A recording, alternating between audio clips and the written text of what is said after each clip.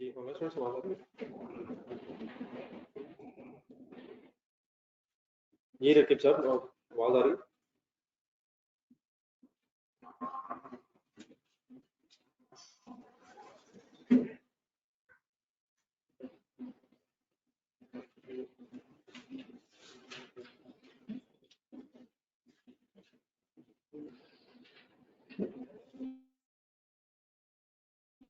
अरे 3 पॉइंट्स हुए थे, ये पढ़ना जरा फिर बाकी 2-3 रह गए कंप्लीट करना। जाने से प्लीज आवाज आ रही है? थोड़ा स्पीड अप हो जाए क्वेश्चन करते हैं। कौन सी हेडिंग पढ़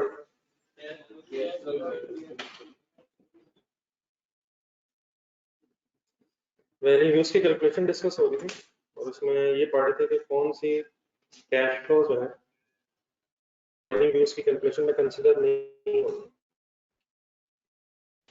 तो पढ़ने के 2-3 पॉइंट हो गए, पॉइंट्स थे वहीं से शुरू करें। पहला पॉइंट था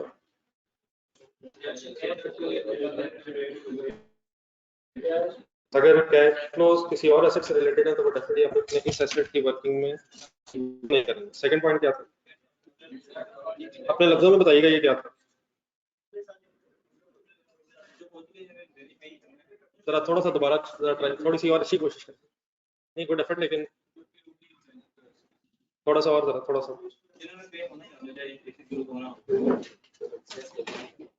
नहीं, थोड़ा सा और एक्सप्लेन करें। आप बात करना चाह रहे हैं लेकिन पूरी नहीं कर रहे।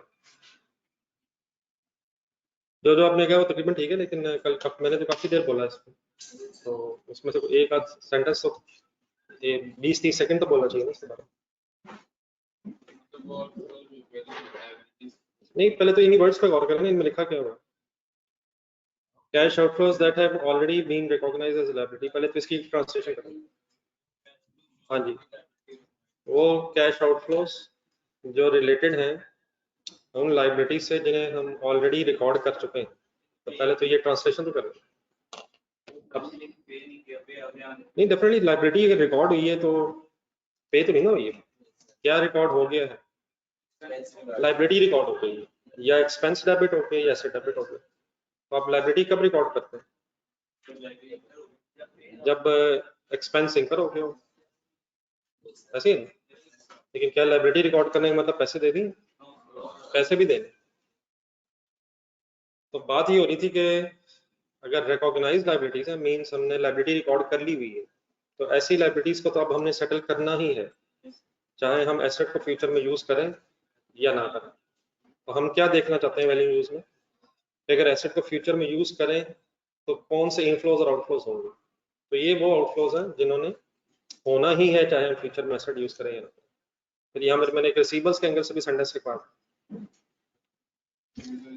रिकॉग्नाइज्ड का मीनिंग क्या होता है? रिकॉग्नाइज्ड रिकॉर्ड हो गए हैं, तो ऐसे पेबल्स या ऐसे रिसीवेबल्स जो हम ऑलरेडी रिकॉर्ड कर चुके हैं उनके तो पैसे अब आने ही हैं अगर रिसीवेबल्स है, और या पैसे जाने ही हैं अगर पेबल है, चाहे हम फ्यूचर में एसेट यूज करें या ना करें। अब ठीक है, तो प्लीज अब फिर मैंने 2 मिनट बोला, तो 5-10 सेकंड में आप भी बोले क्या है। करें करें, अच्छी कोशिश है। ऐसे कैश फ्लो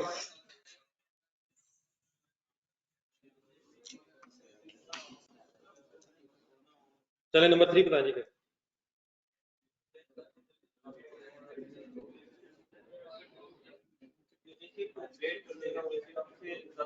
फर्स्ट सेंटेंस ऊपर देखो, पहला तो पढ़ा था इसी पेज पे। हमने कैश फ्लोज की वर्किंग करनी है एसेट की करंट कंडीशन में, जिस कंडीशन में वो है। तो अगर कोई ऐसा खर्चा हम फ्यूचर में करना चाहते हैं जिससे एसेट ने इम्प्रूव हो जाना, तो उस खर्चे को कंसीडर क्यों नहीं करेंगे?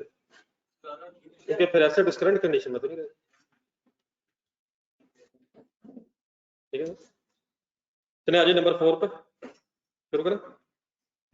नेक्स्ट लिखा हुआ cash inflows outflows from underline करें फाइनेंसिंग एक्टिविटीज। अब फाइनेंसिंग एक्टिविटीज पर इंशाल्लाह थोड़ा सा बाद लंबी बहस एक होगी, फिलहाल ब्रैकेट में जाए। और फाइनेंसिंग एक्टिविटीज का मीनिंग होता है फिलहाल आपके लिए इंटरेस्ट पेमेंट्स, इसको अंडरलाइन करें। ऊपर मेन हेडिंग में रखिएगा। इससे हम कौन सी कैश फ्लोज पढ़ रहे हैं? जो एक्सक्लूडेड है, तो यहाँ इसका मतलब फिर ये हो गया कि हम इंटरेस्ट पेमेंट्स को भी एक्सक्लूड करना चाहते हैं। क्यों करना चाहते हैं, एक मिनट बोर्ड पे देखो।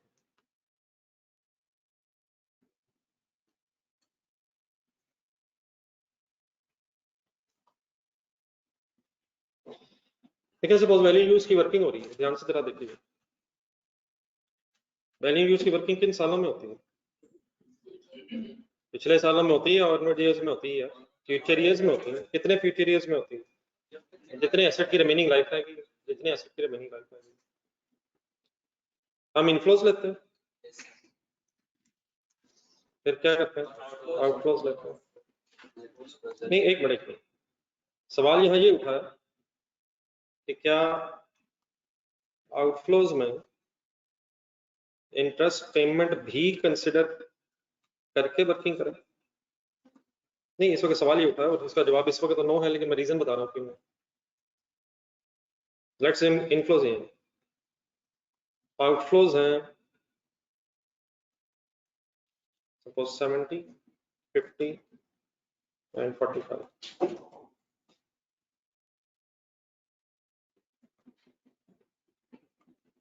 अगर ये आउटफ्लोज हैं तो फिर मैंने ब्रैकेट लगा दिया। अब लेट्स अज्यूम ये आउटफ्लोज जो है ये अदर देन इंटरेस्ट कॉस्ट है, मींस इसमें मटेरियल कॉस्ट है, सैलरीज हैं, अदर खर्चे हैं, लेकिन इंटरेस्ट इसमें नहीं है।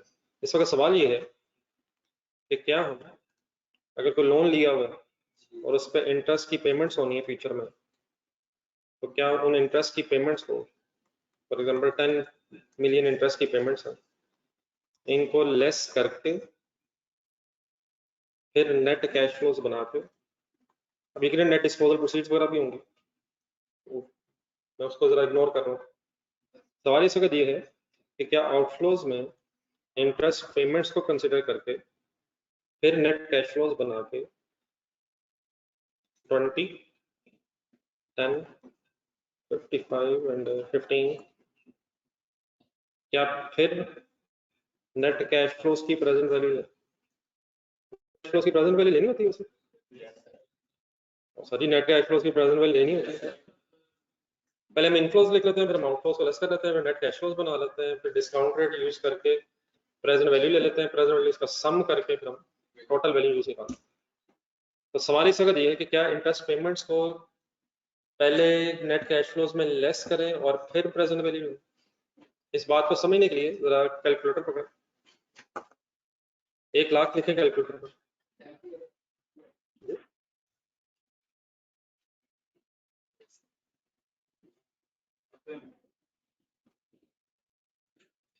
एक लाख कैलकुलेटर पे लिखें और इसकी प्रेजेंट वैल्यू लें जरा। सपोज इंटरेस्ट रेट है 10% और -2 करा दें।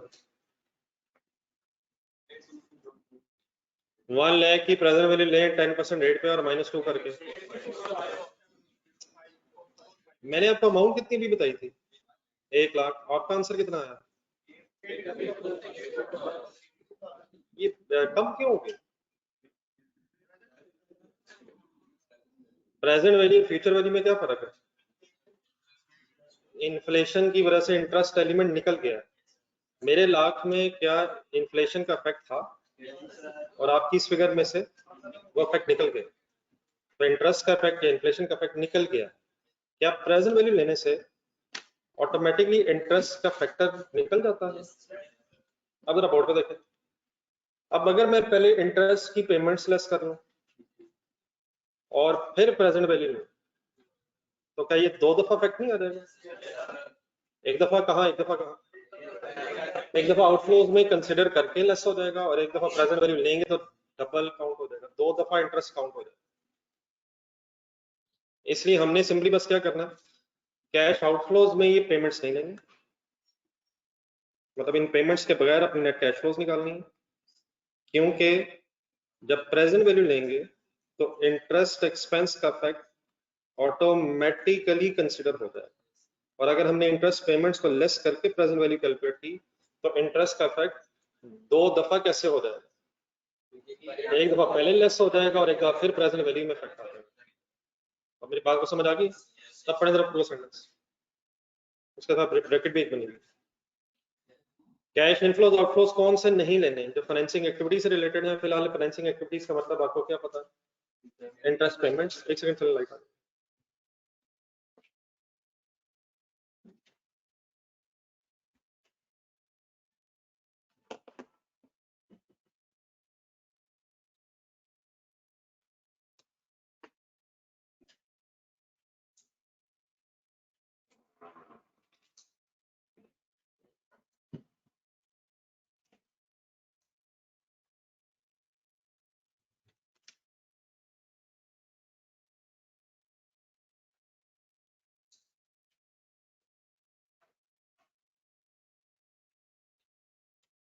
These are cash inflows and outflows from financing activities, means interest payment bracket में जाए, because cash flows are later बाद में discounted to present value using a discount rate that takes into account time value of money.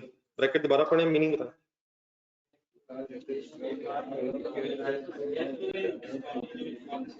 Interest payments को इसलिए consider नहीं करना क्योंकि बाद में कैश फ्लोज ने डिस्काउंट हो ही जाना है और time value of money means interest effect consider होगा। ठीक है, कंसेप्ट आ गई।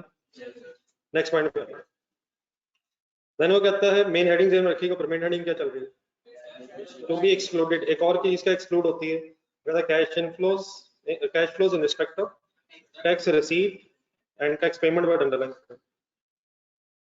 Tax receipts, tax payments I hope clear है। टैक्स की पेमेंट्स, टैक्स रिसीट्स का मतलब होता है टैक्स रिफंड्स। अगर कभी कंपनी ज्यादा टैक्स दे दे तो वो टैक्स उसे गवर्नमेंट से वापस भी मिल सकता है। ठीक है, अब ये भी हम क्या बात करने लगे कि ये कैश फ्लोज एक्सक्लूड होनी चाहिए। जो लोग टैक्स पढ़े होंगे मेजोरिटी का पैसा, टैक्स लॉ हर साल बदल जाता है, अरे बदल जाता है, रेट से बदल जाते हैं, लॉज भी बदल जाते हैं। वंस अगेन हम वैल्यूज की वर्किंग करें फ्यूचर में, तो फ्यूचर ईयर्स में गवर्नमेंट क्या टैक्स रूल्स बनाएगी, उसको आज बैठ के एस्टिमेट करना क्लोज टू इम्पॉसिबल है। तो नेक्स्ट ईयर में टैक्स क्या होगा, क्या रूल्स होंगे, क्योंकि उन्हें एस्टिमेट करना ही तकरीबन नामुमकिन है। इसलिए इस वैल्यूज की वर्किंग में स्टैंडर्ड के मुताबिक आप किस चीज को फिर इग्नोर करके ही वर्किंग करें। क्यों इग्नोर करके वर्किंग करें? क्योंकि अगले साल टैक्स रूल्स क्या होंगे, उससे अगले साल क्या होंगे, उससे अगले साल क्या होंगे, और अगर 5 साल लाइफ है तो उससे अगले साल क्या होंगे। इन चीजों को क्योंकि सही तरह से एस्टिमेट ही नहीं किया जा सकता, इसलिए टैक्स पेमेंट्स या टैक्स रिसीट्स फ्यूचर में जो होनी है उनको कंसिडर किए बगैर ही हम वर्किंग क्यों कर देंगे, क्योंकि इन चीजों को एस्टिमेट करना क्लोज टू इम्पॉसिबल है, और गलत फिगर एस्टिमेट करके अपनी वर्किंग करना वैसे ही मुनासिब है। इट मींस अगर इन दोनों पॉइंट्स को जब भी मैंने पढ़े, ये जो इस वक्त पढ़ रहा हूँ, इससे पिछला जो इंटरेस्ट हुआ था, इट मींस जो हमारी जो कैश फ्लोज है ये बिफोर टैक्स और बिफोर इंटरेस्ट होने चाहिए। जरा इस एंगल से देखो जरा दोनों सेंटेंसेस, क्या टैक्स कंसिडर होना चाहिए, क्या इंटरेस्ट कंसिडर होना चाहिए। इट मींस हमारी कैश फ्लोज बिफोर टैक्स भी होनी चाहिए और बिफोर इंटरेस्ट भी होनी चाहिए। बाकी इसके साथ एक ब्रैकेट में चीज लिखी है, वो मैं क्वेश्चन में जाकर समझाता हूँ। इसके साथ एक ब्रैकेट भी है, किसके साथ, टैक्स रिसीट्स, टैक्स पेमेंट्स। एक बस पॉइंट और रख लें, फिर उसके बाद क्वेश्चन शुरू करते हैं, बाकी जो पॉइंट्स रह गए उसी में आ जाएंगे सर। देन एक इंपॉर्टेंट चीज आ गई, नॉन कैश ट्रांजैक्शन। डेप्रिसिएशन की कोई एंट्री सुनाएंगे, बैड डेट्स की कोई एंट्री सुनाएंगे, डेप्रिसिएशन एक्सपेंस है सर, ये डेप्रिसिएशन एक्सपेंस है, यकीन माने एक्सपेंस है। बैड डेट्स की एंट्री सुना, bad debts debit, debtors credit या बैड डेट्स डेबिट अलाउंस अगर बना रहे हैं, अगर एस्टिमेटेड बैड डेट्स है, बैड डेट्स भी एक्सपेंस है। अगर आप कुछ दिनों से मेरे वर्ड्स नोट कर रहे हो, ये जो मैं वैल्यू यूज की जब से वर्किंग आपके सामने कर रहा हूँ, तो हम वर्ड यूज कर रहे हैं इनफ्लोज एंड आउटफ्लोज। इनफ्लो का मतलब कैश आना, आउटफ्लोज का मतलब कैश जाना। हम इनकम और एक्सपेंसेस वर्ड यूज नहीं कर रहे। डेप्रिसिएशन गौर से मेरे वर्ड सुनिएगा, डेप्रिसिएशन एक्सपेंस है लेकिन उसकी तरह एंट्री बनो, depreciation debit, cash credit. Cash कोई नहीं जाना, कैश पहले जा चुका, बाद में बस इसमें एक्सपेंस बनना है, एसेट नहीं कम होना। तो डेप्रिसिएशन एक्सपेंस तो है लेकिन ये कोई कैश आउटफ्लो नहीं। इस तरह बैड डेट्स वाली entry, bad debts debit, allowance या डेटर्स क्रेडिट, इसमें भी कोई कैश क्रेडिट नहीं हो रहा। बैड डेट एक्सपेंस तो है लेकिन कोई आउटफ्लो ऑफ कैश नहीं है। तो ये जो हम वर्किंग कर रहे हैं वैल्यू यूज की, जो इनकम में से एक्सपेंसेस माइनस करके प्रॉफिट कैलकुलेट नहीं कर रहे। ये क्या वर्ड्स लिखे हुए हैं, कैश कितना आएगा, कैश कितना जाएगा और नेट कितना कैश बच जाएगा। तो ये कैश इनफ्लोज और आउटफ्लोज की वर्किंग है। देयरफॉर इसमें नॉन कैश ट्रांजैक्शन कोई भी नहीं आनी। मैंने सिर्फ कौन से दो एग्जांपल्स दिए, रिवैल्यूएशन की एंट्री बोला, रिवैल्यूएशन सरप्लस,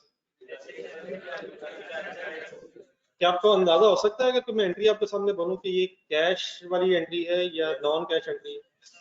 मतलब रिवैल्यूएशन सरप्लस की एंट्री क्या हो रही है? अगर किसी एंट्री में ना कैश डेबिट हो रहा हो ना ही कैश क्रेडिट हो रहा हो तो वह नॉन कैश ट्रांजेक्शन होती है। तो यहाँ कोई भी नॉन कैश ट्रांजेक्शन नहीं आनी, यहाँ इनफ्लोज ऑफ कैश और आउटफ्लोज ऑफ कैश आनी। लेकिन जरा एक दो और एंट्री ट्राई करें जरा, बचपन में आपने काफी सुनी हुई है जिसकी बात आज शायद हुई है। Revaluation loss, revaluation loss debit asset credit, focus ये रखिएगा कि डेबिट क्रेडिट में कोई कैश तो नहीं आ रहा। इसी तरह बोनस शेयर अगर कोई ट्राई हो जाए, bonus debit share credit, dividend debit share capital credit. तो dividend debit share capital credit यकीनन ट्रांजैक्शन तो है लेकिन उसमें कैश डेबिट क्रेडिट नहीं होगा। तो इंशाल्लाह इसकी भी बहस एक चैप्टर में भी आगे आनी जाके। लेकिन what is the meaning of non cash transaction? एक ऐसी ट्रांजैक्शन जिसमें ना कैश डेबिट हो रहा है ना कैश क्रेडिट हो रहा है, वो भी इस वैल्यू यूज की वर्किंग में क्यों नहीं आनी? क्योंकि ये इनफ्लोज और आउटफ्लोज की वर्किंग है। इनफ्लोज का मीनिंग कैश इनफ्लो, आउटफ्लो का मतलब कैश आउटफ्लोज। तो इनकम एंड एक्सपेंसेस के एंगल से वर्किंग नहीं है, ये इनफ्लोज आउटफ्लोज के एंगल से वर्किंग है।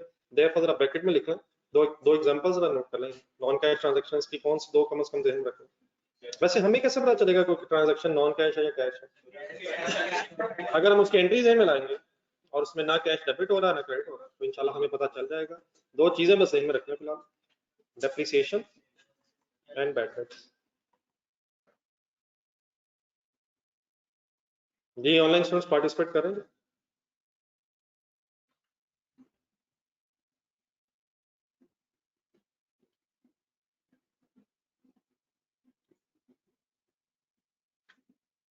जी इंटरेस्ट पेमेंट थोड़ा अगर लेस कर लेंगे, अगर हम इंटरेस्ट पेमेंट्स लेस करेंगे आउटफ्लोज में और बाद में प्रेजेंट वैल्यू लेंगे, तो प्रेजेंट वैल्यू लेने से भी इंटरेस्ट का फैक्टर ही खत्म होता है। फ्यूचर वैल्यू में से इन्फ्लेशन निकल के प्रेजेंट वैल्यू आ जाती है। तो अगर आप पहले इंटरेस्ट को पेमेंट्स में से लेस करेंगे और फिर प्रेजेंट वैल्यू लेंगे तो इंटरेस्ट जो है वो दो दफा कंसिडर हो जाएगा। तो इसलिए बस आपने प्रेजेंट वैल्यू तो लेनी है एंड में जाके, और आउटफ्लोज में बस इंटरेस्ट को कंसिडर नहीं करना, क्योंकि आप जब प्रेजेंट वैल्यू लेंगे तो जो भी इंटरेस्ट एलिमेंट होगा वो ऑटोमेटिकली कंसिडर हो जाएगा। ठीक है सर? चले सर यहाँ तक जो हमने पढ़ा इसके नीचे एक पॉइंट है और इसके नीचे एक पैराग्राफ है, लेकिन ये चीज़ अभी हम दो तीन क्वेश्चन अब करते हैं, उनमें फिर साथ साथ मैं रिलेट करके बताता हूँ पॉइंट्स। तो आज तरह ज़्यादा ही बोली तो होगी कल से। फिर क्वेश्चन स्टार्ट करें क्वेश्चन नंबर 5। अब जितना हमने पढ़ा अभी कल से लेकर अभी तक, ये कुछ क्वेश्चन में आना है और साथ IAS से 20 भी आ रहा है। IAS 20 कौन सा? तो फिर चीजें रिलेट होने लगी हैं, तो बिस्मिल्लाह पढ़े। ये करवानी है बात नहीं, मैंने कल से लेकर अभी तक कोशिश पूरी की आपको सब कुछ बता दूं। अब एप्लीकेशन आपने करवानी है। अब इस वक्त मैं पेज नंबर 14 पे हूँ, नहीं इसी पेज के नीचे, लेकिन क्वेश्चन नंबर 5 पे जरा चला गया नीचे पेज में। ठीक है सर? जी रेडी है जी? देखा है property plant equipment as disclosed, journalist इकट्ठे।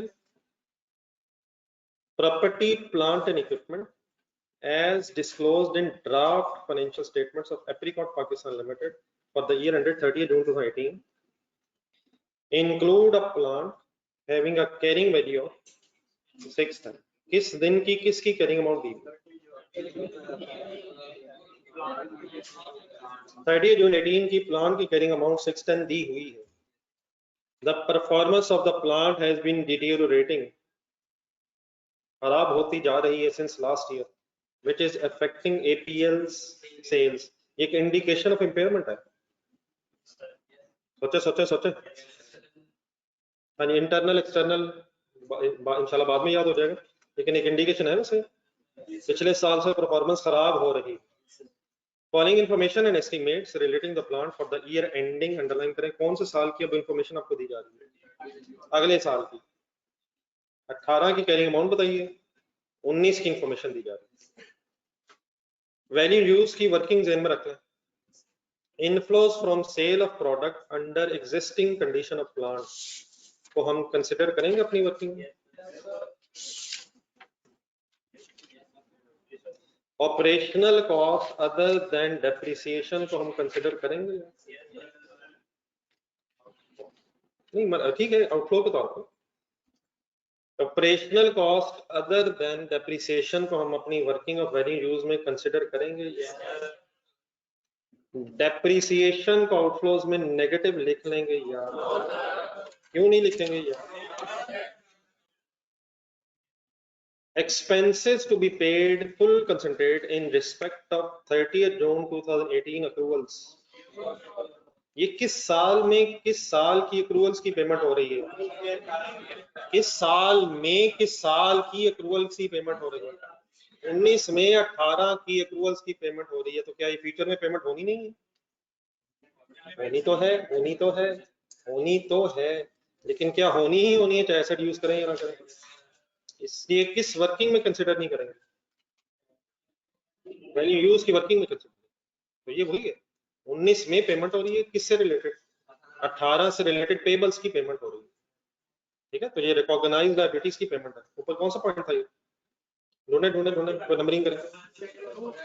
सेकंड पॉइंट था। चलो आगे, पहले लिस्ट पूरी कर ले, फिर उसको इंशाल्लाह लिखते हैं। देन वो कहता है cost of increasing the plant capacity. Outflow में लेंगे ना यार, तो खर्चा है, पेमेंट है, लेकिन इससे क्या होगा? करंट की कंडीशन से इंप्रूव हो जाएगा, तो इसको क्यों नहीं लेंगे? कौन सा पॉइंट की वजह से? अगला गौर से देखें, एडिशनल इनफ्लोस नेट, इसका क्या मतलब? एडिशनल इनफ्लोस नेट नहीं, मतलब एडिशनल इनफ्लो नेट, कोई इनफ्लोज भी होंगे आउटफ्लोज भी होंगे, उसका नेट इफेक्ट भी है, लेकिन ये किसके इनफ्लोज है? अपग्रेडेशन के इनफ्लोज तो लेंगे यार, ढूंढने पर पॉइंट पूरा पड़े, पॉइंट 3 पूरा। ना कैश इनफ्लोज लेंगे ना कैश आउटफ्लोज लेंगे, जिनसे क्या होना है? जैसे एसेट इंप्रूव होगा, ठीक है? एसेट को हमने करंट कंडीशन में चेक करना है, तो अगर उसकी कंडीशन इंप्रूव हो जाएगी तो फिर आज से ही कंपैरिजन नहीं हो सके। इंटरेस्ट और लोन को माइनस कर दें, जाने दें यार, कमाल होगी, कुछ लेना भी है, ये हर सवाल का जवाब हम नो ही रख लिया आप लोगों। ये कौन सा पॉइंट है नहीं लेना? इंटरेस्ट पेमेंट्स है, इंटरेस्ट और लोन, ये ऑटोमेटिकली कब कंसिडर हो जाएगा? बोलना जब प्रेजेंट वैल्यू कैलकुलेट करेंगे, वरना डबल हो जाएगा। मेंटेनेंस कॉस्ट लेंगे, पिछले पेज के एंड पे जाए, एसेट को करंट कंडीशन में, लास्ट पैराग्राफ आखिरी लाइन, एसेट को अगर करंट कंडीशन में रखने के लिए रेगुलर मेंटेनेंस, रिपेयर मेंटेनेंस करवानी है, तो वो तो लेंगे ताकि करंट कंडीशन में तो बरकरार है। आ जाए वापस, मेंटेनेंस कॉस्ट लेंगे sir ji, tax payment on profit minus कर देंगे। ये कौन सा पॉइंट नजर आया?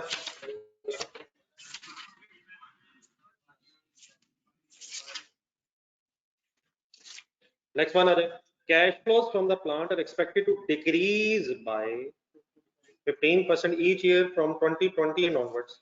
ऊपर जो टेबल दी है आपको, ये किस साल की फिगर्स दी है?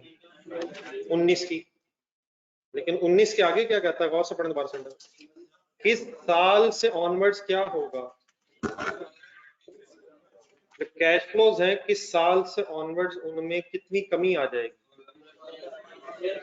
15% हर साल 2020 से ऑनवर्ड्स कमी आ जाएगी। अब उसने 2020 की फिगर्स और आगे फिगर्स बताने की बजाय बस ये आपको बता दिया कि अगले सालों में 15% कमी आ जाएगी। वो कैसे सॉल्व हो जाएगा इंशाल्लाह भी करते हैं। नेक्स्ट कहता है plants residual value after the remaining useful life of 3 years is estimated at 100 billion. यहाँ से दो चीजें पता चली हैं, रिमेनिंग यूजफुल लाइफ कितनी है, रिमेनिंग यूजफुल लाइफ कितनी है, कौन कौन से साल? जाने दो यार, 20-21 भाई, खुदा का नाम ले, ऊपर पैराग्राफ देखेंगे किस दिन खड़े हैं हम, या चले पहले क्वेश्चन कंप्लीट करें। 19 शामिल करेंगे रिमेनिंग में या 19 गायब है? चले वो छोड़े चलो अभी देखते हैं। ये 100 मिलियन के है, कितने अरसे बाद? Eight the end of 3 years ये है। चले नेक्स्ट पेज पढ़ने पर फाइंड आउट करते हैं। नेक्स्ट कहता है an offer has been received to buy the plant immediately for ₹570। Buy the plant immediately, an offer has been received, हमने बाय करना या हमें ऑफर मिली है? क्या हम बाय कर रहे हैं? An offer has been received to buy the plant immediately for 570, but APL has to incur the following cost. क्या चीज बता रहे हैं?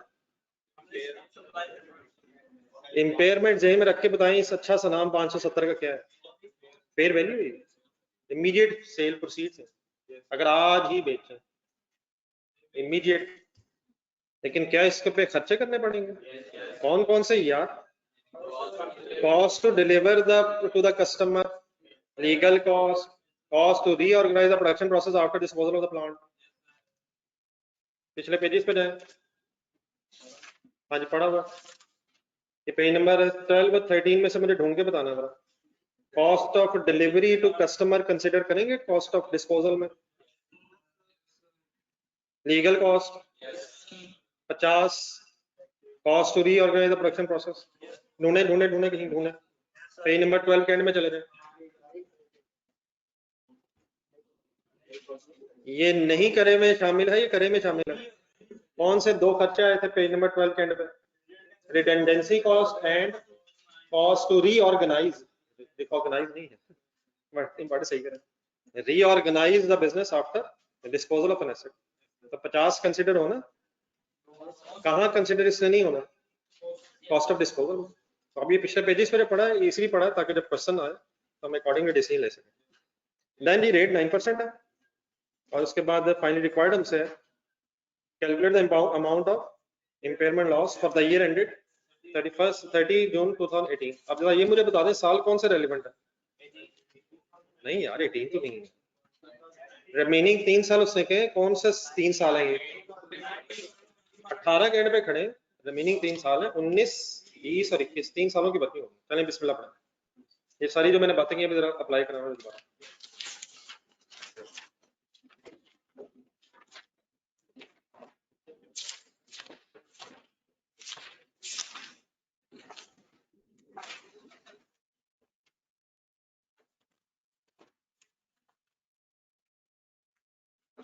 जी बिजनेस नेम पे apricot Pakistan limited.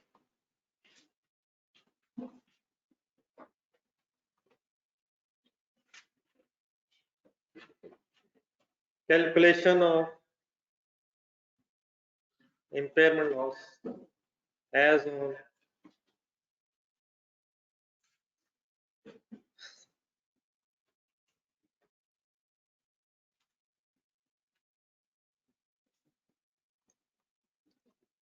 calculation of impairment loss जी as on 30th June 2018 या पिछले दिनों में जितना इम्पेयरमेंट लॉस का हमें पता चला है उसे कोशिश करनी है कि हमने सही अप्लाई कर सके। जी इम्पेयरमेंट लॉस अगर कैलकुलेट करना है तो सबसे पहले क्या ढूंढना चाहिए? अब कैरिंग अमाउंट ने रिकवरेबल अमाउंट से कंपेयर होना जी, ढूंढे नहीं करेंगे रुपीज इन मिलियंस।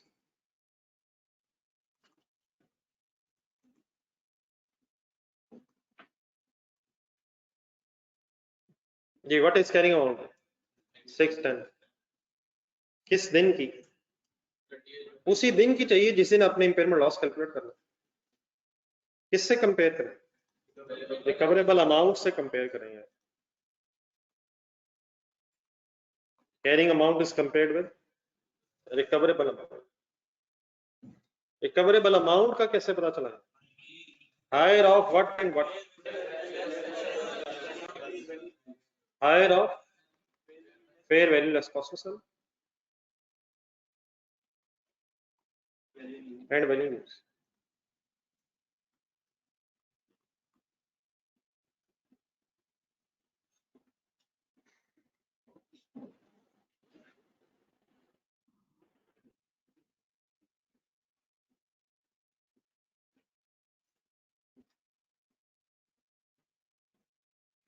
रेडी जी? पहले वैल्यू यूज कैलकुलेट करूं या फेयर वैल्यू लेस कॉस्ट? वो एक ही बात है, मर्जी हमारी नहीं, मर्जी हमारी। हमने कल क्या पढ़ लिया, ऐसे टाइम वेस्टिंग है। उन्होंने जरा पिछले पेजेस पे चले जाए। अगर fair value less cost to sell ही ज्यादा हो गई कैरिंग अमाउंट से तो टाइम वेस्ट करने की जरूरत ही नहीं है। पढ़ने 3 पॉइंट्स आए थे, कौन सा पेज था? पेज नंबर 13 का मिड था मेरा ख्याल। ढूंढे पढ़ के बताएं पहले कौन सी चीज कैलकुलेट करें। वो क्यों? क्योंकि वो आसान है, क्योंकि वो आसान है। लेकिन अगर वो हायर निकला है किससे तो फिर क्या करने की जरूरत नहीं है। लेकिन अगर वो हायर ना निकली फिर हमें वैल्यू यूज की वर्किंग करनी पड़ेगी, फिर हायर सेलेक्ट करना पड़ेगा। तो आए जी fair value less cost to sell की वर्किंग करवाएं और इसकी भी वर्किंग जरा लिख लें, थोड़ा सा लिख के लेस कर दीजिएगा। ये थोड़ी स्पेस छोड़ दें, 2-3 लाइनों और एक वर्किंग वन बनाएं, fair value less cost to sell जरा लिख के एक्सप्लेन करो। Fair value less cost to cell.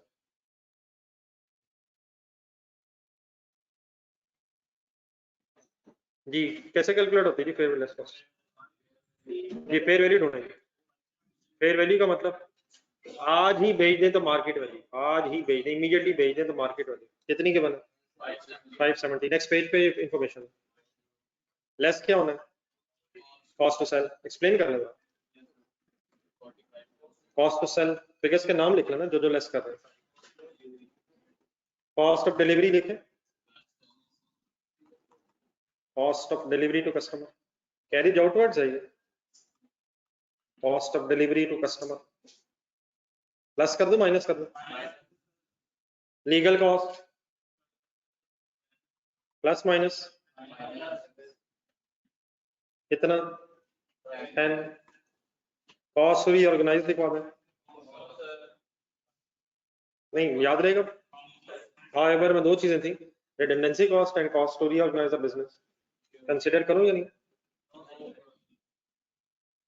ये टोटल हो गया खर्चा 55। नहीं मैं टोटल वैसे कर, मतलब total cost to sell is 55 and finally fair value less cost to sell is 51।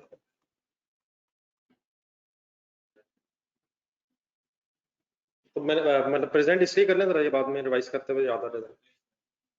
इसलिए जो हमने फिगर नहीं दी है इसके साथ लिख लें जरा, पेज नंबर कहाँ है? पेज नंबर 12 का लास्ट पैराग्राफ। जब भी कभी दोबारा नजर पड़े तो हम जाके देख लें।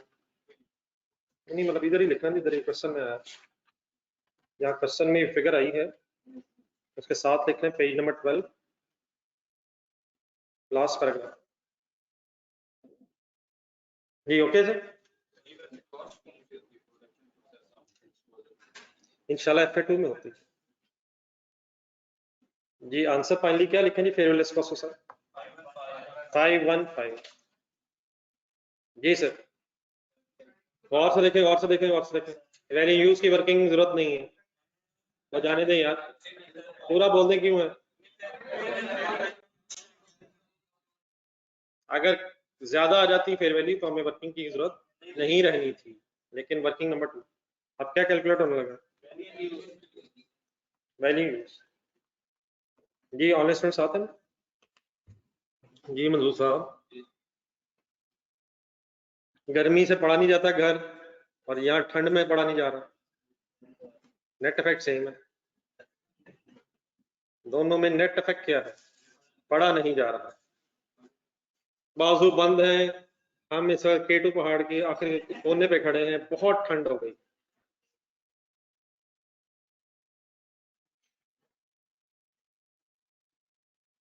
अगर ये वर्किंग पहले करवा दें तो मेरा ख्याल जरा ज्यादा बेहतर रहेगा, सब कुछ जरा समझ लग रहा। ये मैं वैल्यू यूज की वर्किंग किस दिन करने लगा? हाँ सबसे पहले तो ये क्लियर रखें ना, इस वक्त 30 जून 18 के एंड पे खड़े हो गए हम ये वर्किंग करने लगे। किन सालों में ये वर्किंग होनी है? कितने रिमेनिंग ईयर्स हैं? 19 है, 2020 है, 2021 है,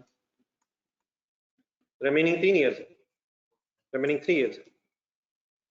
अब एक टेबल पढ़ा हमने बड़ा सा पेज नंबर 14 पे, उनमें से मेरे एक एक फिगर जरा ढूंढ के बता दें कौन सी लूं कौन सी क्यों ना लूं वगैरह वगैरह। Inflow from sale of product,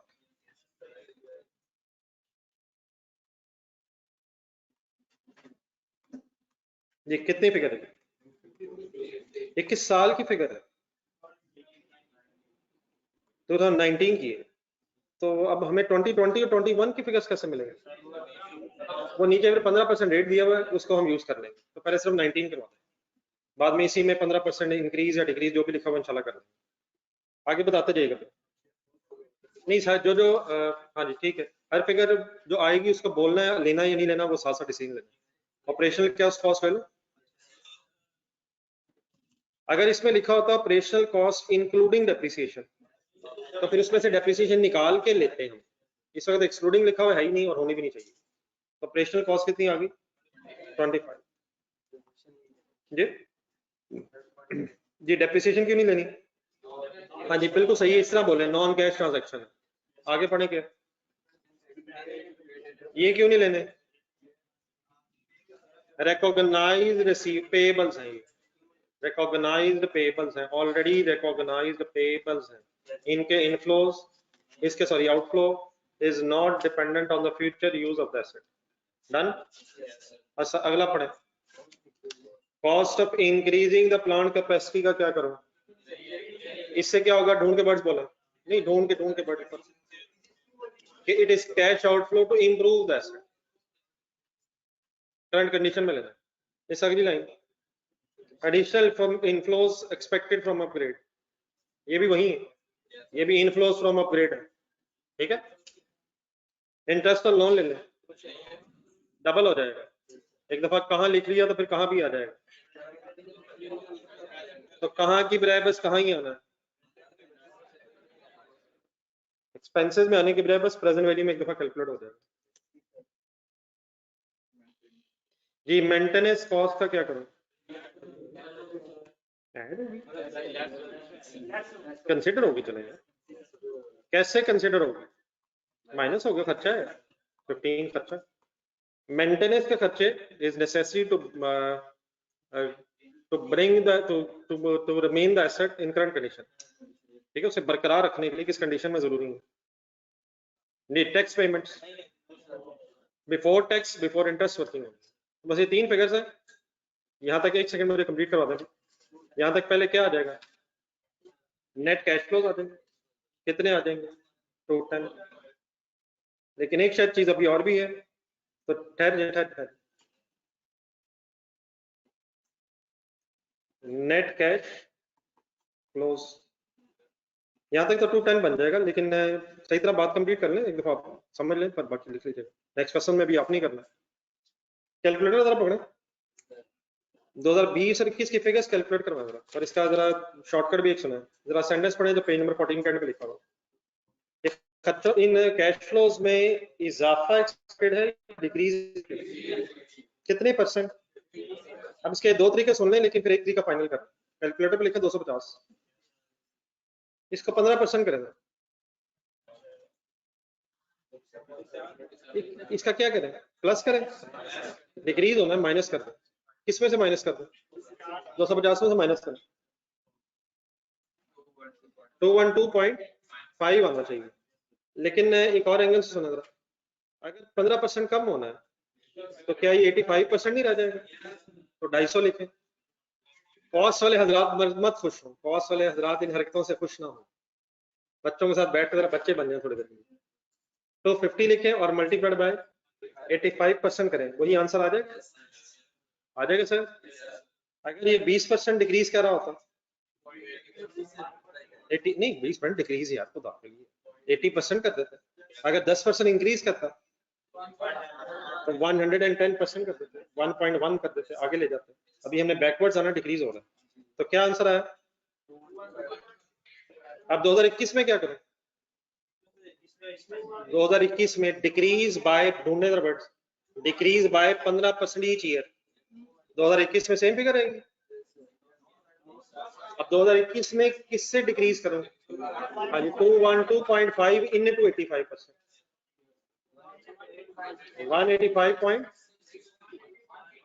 180 point, या अल्लाह भूल सकता हूं, 180.632 ऑपरेशनल कॉस्ट करवा दें।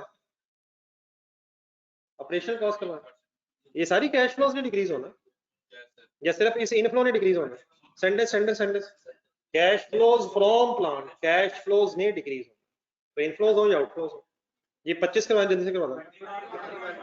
21.25,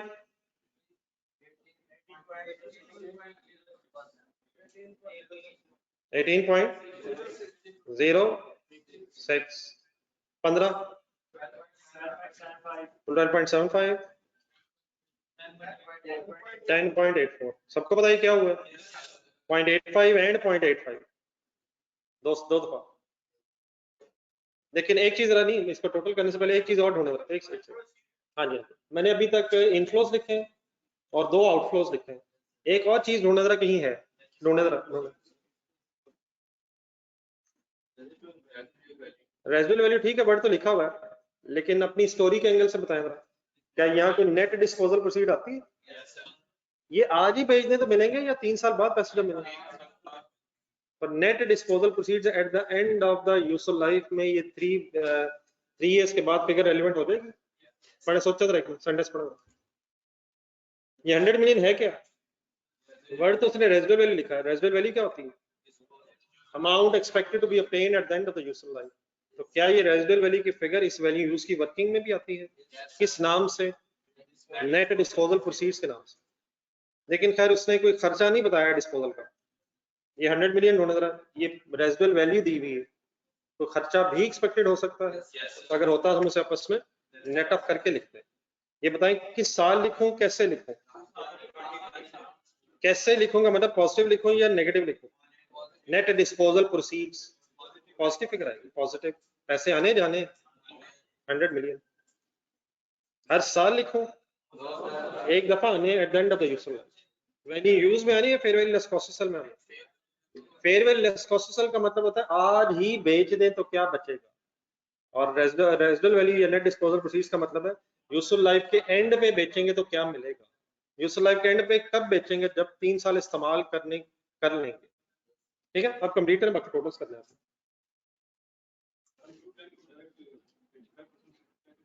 वो तो नीचे आंसर में हुआ कर सकते हैं, लेकिन 100 का क्या करेंगे?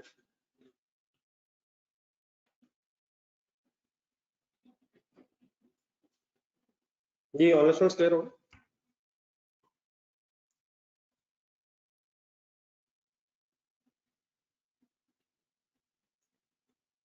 जी ऑनलाइन स्टूडेंट्स प्लीज फिगर समझ आ गई सर?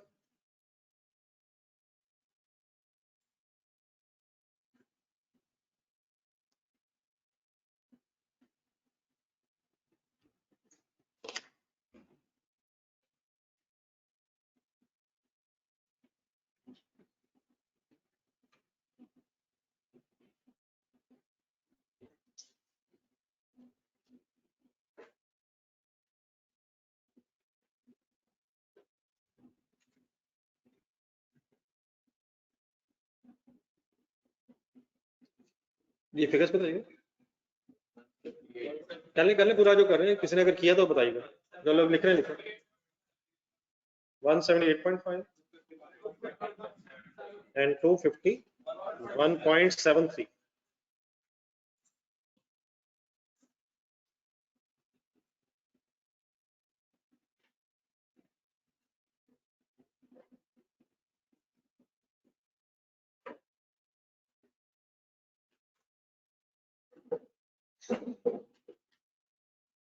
सीए जो है ना सर, ये एक सबर आजमा काम है। ये शुरू करना तो कोई इशू नहीं, 60% नंबर आ जाए। आई क्या कहता, आ जाओ आ जाओ आ जाओ आ जाओ आ जाओ आ जाओ, लेकिन वो जो अगली बात करता है वो खामोशी से करता है। आप जाके दिखाओ। आना तो कोई इशू नहीं। कभी भी पढ़ते हुए आपने क्लास में इधर उधर नजर नहीं दौड़ानी कि यार कल इतने थे आज इतने रह गए। ये अपनी अपनी जंग है, कल भी इतने ही थे सर। असल में बाकी सब घर चले गए ना, आराम से घर से पढ़ रहे। आपको अंदाजा नहीं सारे घर पढ़ रहे। तो जो हजरात अभी तक यहाँ है, इसका मतलब उनका कोई प्लान नहीं है। दे लव स्टडीज। वो मुझे फुल कंपनी देना चाहता है। इंशाल्लाह इंशाल्लाह, जब इरादा कर ही लिया तो देखते हैं इंशाल्लाह। ठीक।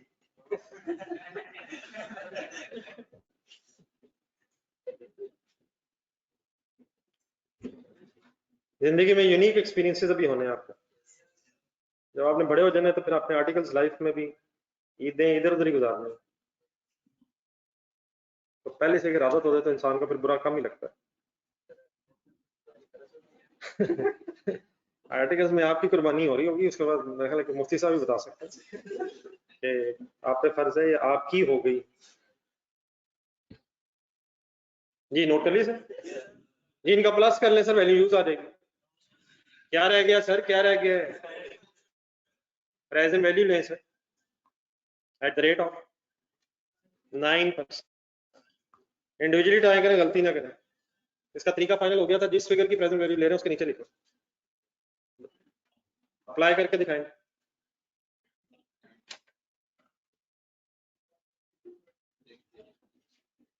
तो 10 इंटू 1.909, जब ये 10 से नीचे हो जाते हैं तो 0 के साथ आते हैं। 9%, 9/100। ये कैसे वर्किंग करें, कोई एक बोल दे। तो 10 इंटू 1.09 माइनस 1, आंसर बता। बस राउंड ऑफ करें, 2 डिजिट्स में 192.66। दूसरा 150.24। जी मंजूर साहब तीसरा।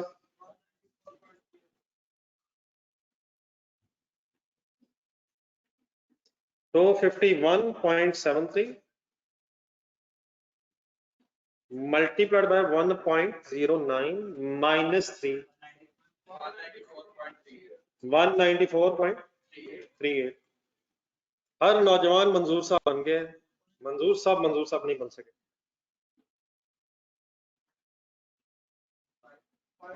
टोटल करें सर, वैल्यू यूज किस फिगर का नाम है?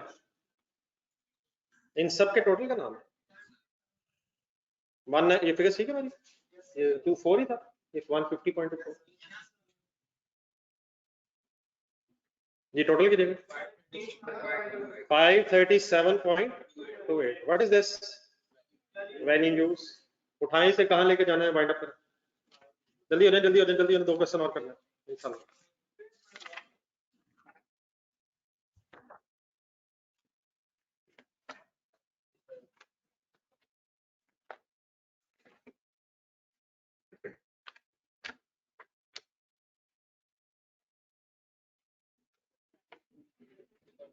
जी ऑनलाइन स्टूडेंट से इकट्ठे हो गए।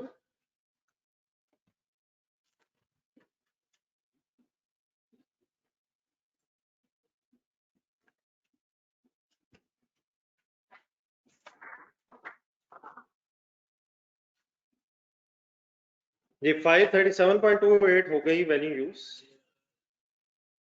537.28। इनमें से हायर सेलेक्ट करेंगे। वैल्यू यूज ही हायर बन गई है, higher of 537.28। Higher of is then recoverable amount, ऐसे ही compare it with carrying amount. What is carrying amount? Finishing touch देनी फाइनल। 610 माइनस इंपेयरमेंट लॉस बनता है, कब बनता है, कब बनता है? कैरिंग अमाउंट ज्यादा हो किससे, कितनी ज्यादा है? 72.72। 610 minus 537.28। What is the double entry for impairment loss?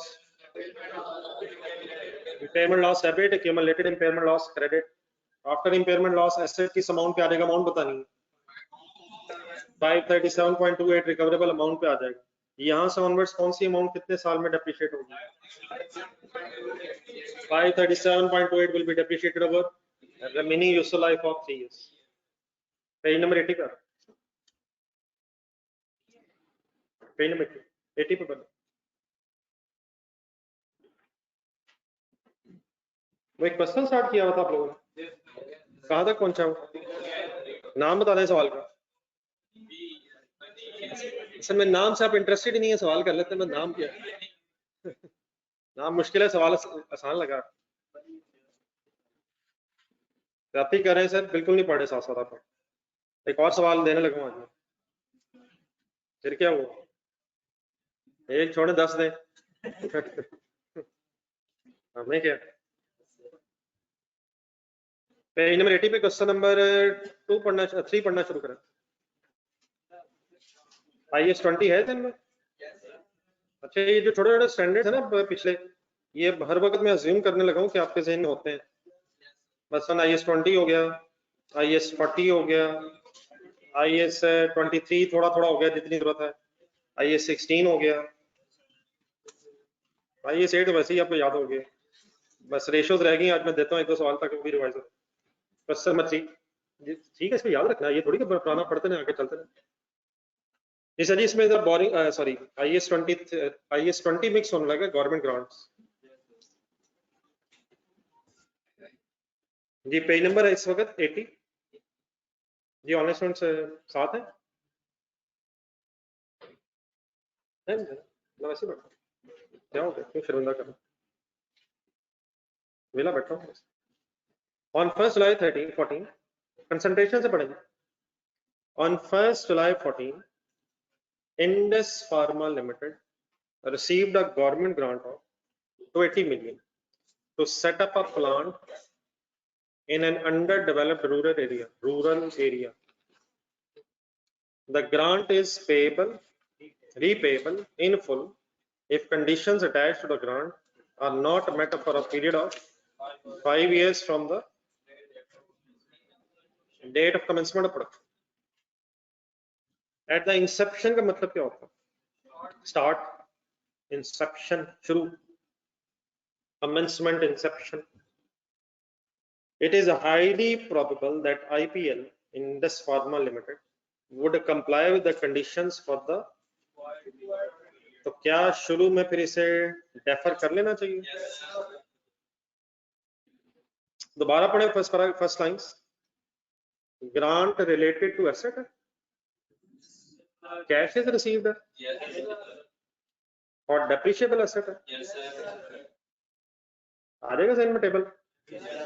Next paragraph, IPL incurred total cost of 630 million on plant and it started production on 1st January 15.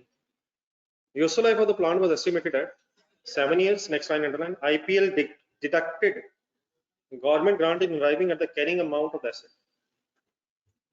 हाँ जी, एक तरीका क्या होता है, ग्रांट को अलहदा बना लें डेफर और एसेट अलहदा, बाद में एसेट अलहदा डेप्रिशिएट करें, ग्रांट को अलहदा इनकम बनाएं। दूसरा तरीका, क्या चीज किससे नेट करना है, ग्रांट को एसेट से नेट, ये वर्ड सही ध्यान में रखें, ग्रांट को एसेट से नेट ऑफ कर लें। क्या एंट्री बता रहा हूं, deferred grant debit asset credit, grant को पहले डेफर कर लें, बाद में नेट ऑफ कर लें, और फिर नेट एसेट जो रह जाएगा उसी को डेप्रिशिएट कर लें। क्या क्या अलहदा करने की बजाय बस क्या ही कर लें, डेप्रिसिएशन और इनकम अलहदा बनाने की बजाय डेप्रिसिएशन ही नेट रिकॉर्ड करें।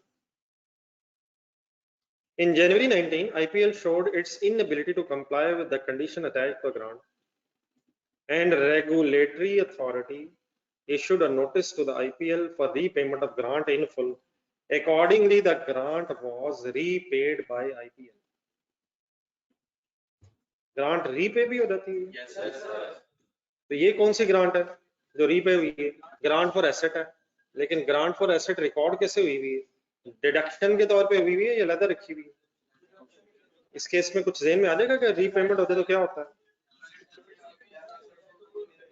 जिनके पास बुक अगर अवेलेबल है वॉल्यूम 1, वो तो वॉल्यूम 1 निकालने, अगर नहीं भी है तो बोर्ड पे कम से कम मेरे साथ रिवाइज कर देना।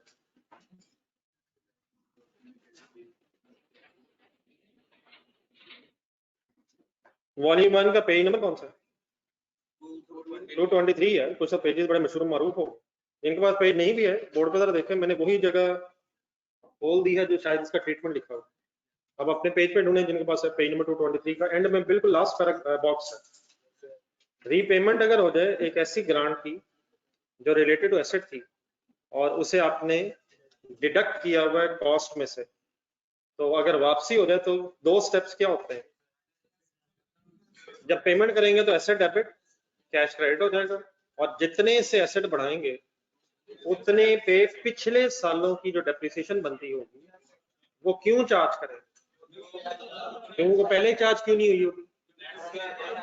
क्योंकि हमने तो ये समझा था ग्रांट अपनी होगी, हमने तो एसेट में से कम कर दी, तो जितनी डेप्रिसिएशन पिछले सालों में कम हुई हो, चार्ज हुई होगी, वो फिर इमीडिएटली रिकॉर्ड करेंगे। दो कौन से काम करेंगे, नंबर 1 एसेट डेबिट करके कैश क्रेडिट करेंगे, और नंबर 2 जितनी पिछले सालों की कम्युलेटिव डेप्रिसिएशन बनती होगी उसको फिर चार्ज ऑफ करके प्रॉफिट लॉस में लेकर, ठीक है? आ जाए वापस।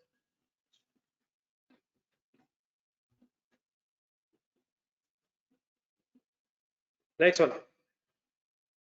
In view of the repayment of grant, IPL carried out an impairment review of plant on 31st December 19. नई गेम शुरू हुई. रीपेमेंट ऑफ ग्रांट के बाद अगला काम क्या शुरू हुआ? इम्पेयरमेंट रिव्यू होने लगा किस दिन? Net annual cash flows of the remaining life of the plant.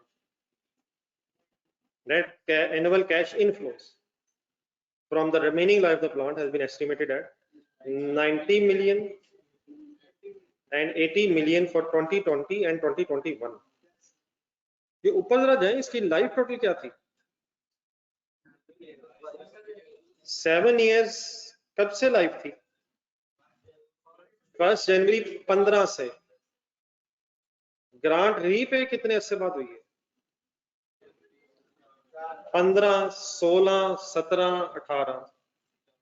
ऐसे ही है सर. तो 7 में से कितने गुजर गए थे? 7 में से कितने गुजर गए थे सर? कितने रह गए थे? लेकिन इम्पेयरमेंट टेस्ट किस दिन हो रहा है? एक और साल बाद हो रहा है. तो कितने साल गुजर गए हुए? 7 में से 5. तो इसलिए शायद रिमेनिंग 2 ही रह गए. कौन से 2 अब रह गए? 20, 21. और उसके आपको क्या बता रहा है वो? इनफ्लोज की information they. What was inflow expected in 2020 and 2021 respectively? 90 million and 80 million. तो समझ आ रही स्टोरी? लेकिन ये सेंटेंस शुरू हुआ है नेट कैश फ्लो से शुरू हुआ. Net cash inflow. नेट क्या होता है? इसमें इनफ्लो आउटफ्लोज नेट हो गए हो. अगला सेंटेंस गौर से देखें. These cash inflows are net of annual interest and maintenance cost of 10 million and 6 million respectively for both years. ठीक हो गया? क्या हो क्या गया? हो क्या गया? हो क्या गया? हो क्या गया? हो क्या गया? इन इनफ्लोज में से क्या क्या नेट ऑफ हुआ? हमें किसके नेट ऑफ होने पे कोई एतराज नहीं होना चाहिए, लेकिन किसके नेट ऑफ होने पे एतराज है? इसे यहां नेट नहीं होना चाहिए था. ये ऑटोमेटिकली कंसिडर हो जाएगा जब प्रेजेंट वैल्यू लेंगे. लेकिन नेट ऑफ होने का मतलब हो क्या गया है? प्लस हो गया हुआ या माइनस हो गया हुआ? तो इसका इफेक्ट कैसे ठीक करेंगे हम? माइनस करेंगे. यार कमाल हो गई. यार कमाल हो गई. क्या हो गया हुआ है? उसको रिवर्स कैसे करेंगे? क्यों रिवर्स करेंगे? ये नहीं होना चाहिए था. ये इनफ्लोज में आउटफ्लोज में नहीं आना चाहिए था. 6 मिलियन का क्या करेंगे? 6 मिलियन का क्या करेंगे? तो पहले माइनस है तो उसे प्लस कर देंगे. उस पर कोई एतराज नहीं है. वो सही माइनस हुआ हुआ. क्या गलत माइनस हुआ हुआ? और किसको माइनस होना चाहिए था? वो सही माइनस हुआ. हम सिर्फ किसका फैक्ट ठीक करेंगे? कैसे? एनुअल इंटरेस्ट का फैक्ट ठीक करेंगे. ऐड बैक कर. बाकी ग्रेड दिया हुआ 12% लास्ट टाइम.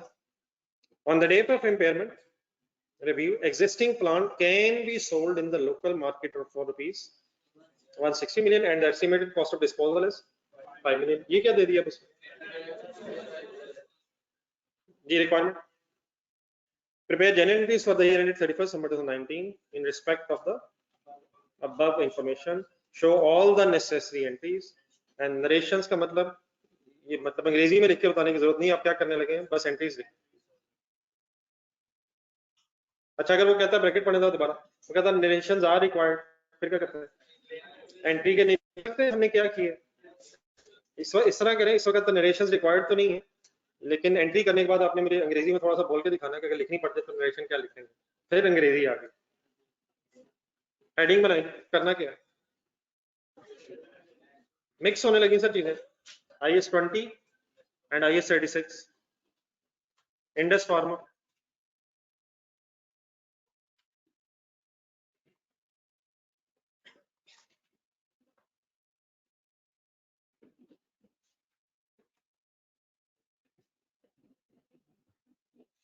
किन सालों की एंट्रीज मांग रहा है?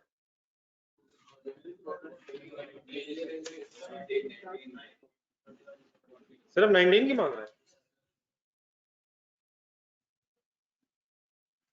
फॉर द ईयर एंडेड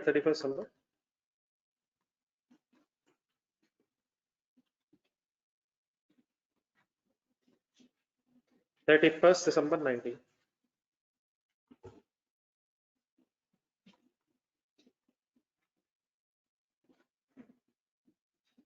अगर जनरल एंट्रीज करनी हो याद आ जाना चाहिए कभी कभी। डेट फॉर्मेट थोड़ा सा बना लीजिए, डेट पर्टिकुलर्स डेबिट पर्टिकुलर्स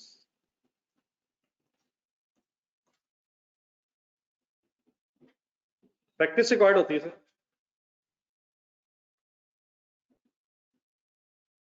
जी सर बताएं 19 में पहली एंट्री क्या है? जरा 19 के एंगल से बता दें, 19 के शुरू से लेकर एंड तक हो क्या रहा है?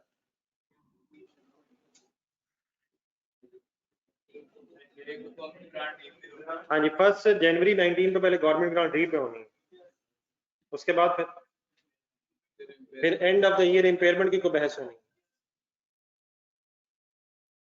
अब हमें कैसे पता चलेगा कि 1 जनवरी 19 पे कितनी ग्रांट पे होनी है?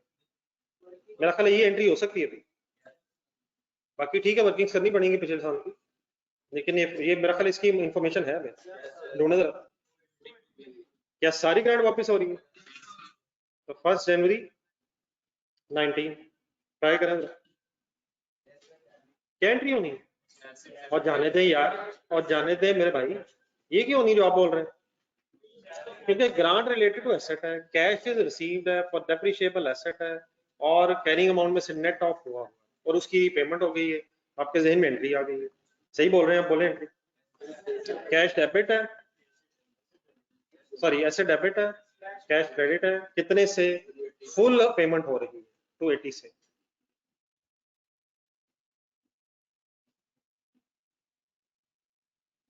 मेरा ख्याल है दूसरा काम भी आप करवा सकते हैं। अब साथ ही इस डेट पे क्या करना है, ये करें वर्किंग, ये होनी चाहिए, बिल्कुल ठीक होनी चाहिए।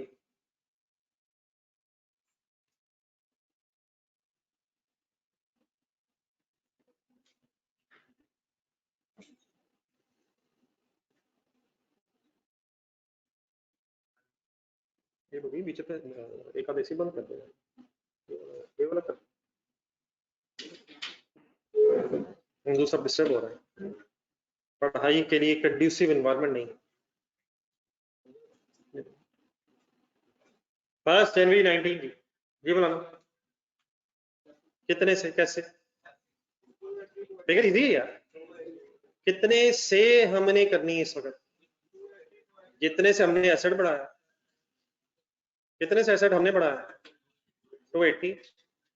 नहीं समझ आ रहा, होना चाहिए यार, डिवाइड बाय क्या करना, 7 मल्टीप्लाइड बाय कैसे कैसे कैसे 4 कैसे, 15 16 17 18, 4 साल बाद रीपेमेंट होगी।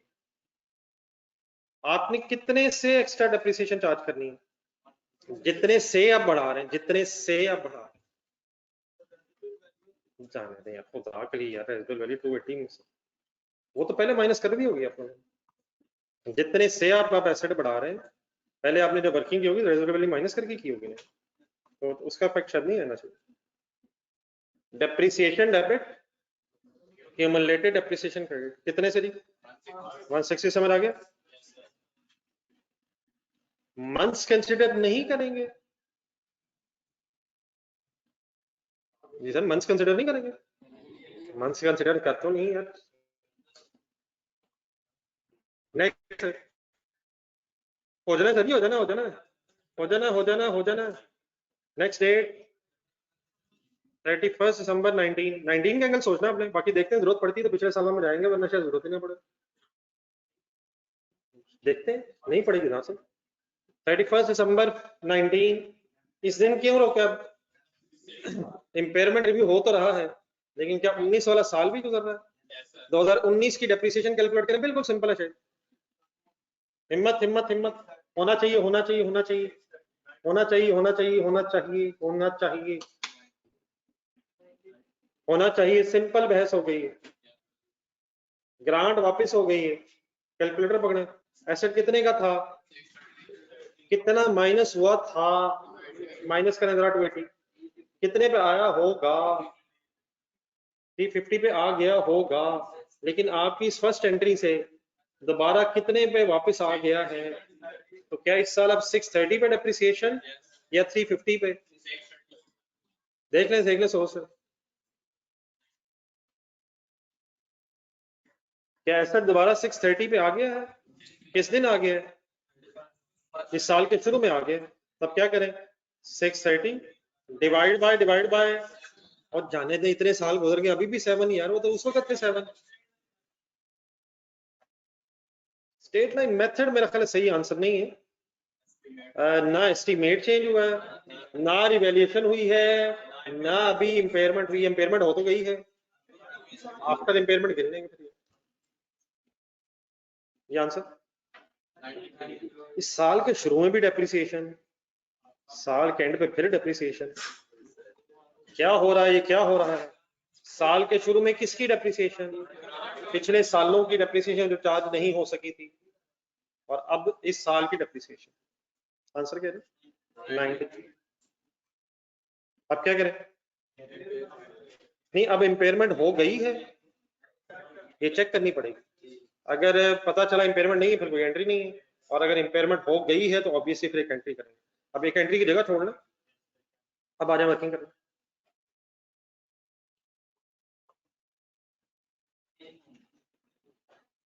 जी ऑनलाइन स्टूडेंट साथ है जी। अब्दुल रकीब साहब, mister Abdul Raqib, calculation of impairment loss as on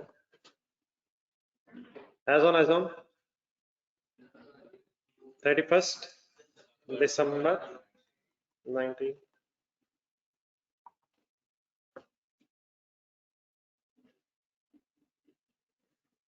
ji compare carrying amount with recoverable amount.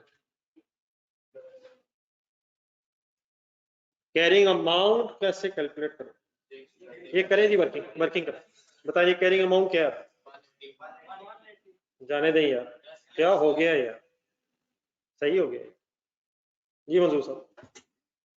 2019 पे कैरिंग अमाउंट क्या होगी? जी ऑनलाइन स्टूडेंट्स आपने भी आंसर देना है। 630 पे एसेट था, लेकिन ये तो 350 पे हो गया था, फिर वापस फिर आ गया। सोच ले। दो तरीके हो सकते हैं वैसे, लेकिन शायद एक स्ट्रेट वे पॉसिबल है।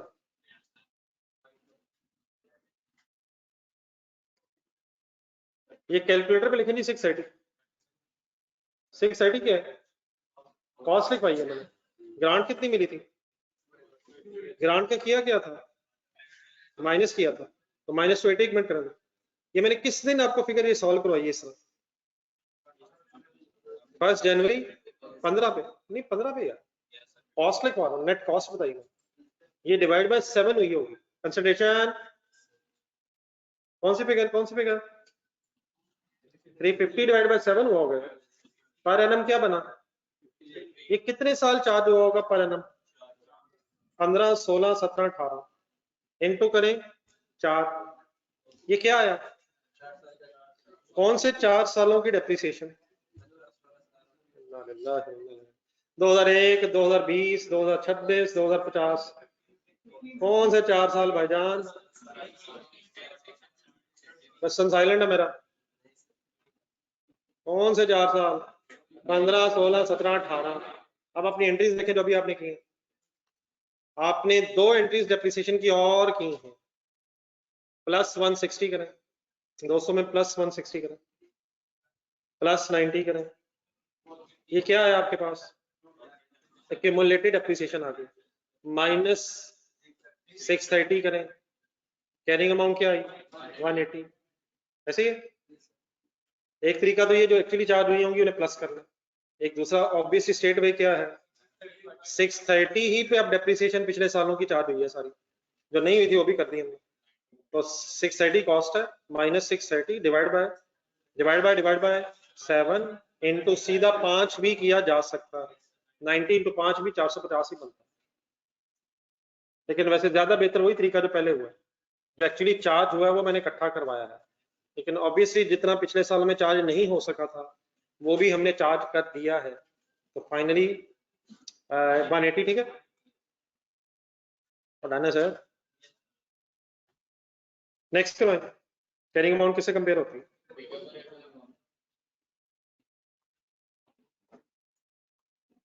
रिकवरेबल अमाउंट कैसे कैलकुलेट होती है? हायर ऑफ क्या क्या होता है? हायर ऑफ क्या क्या?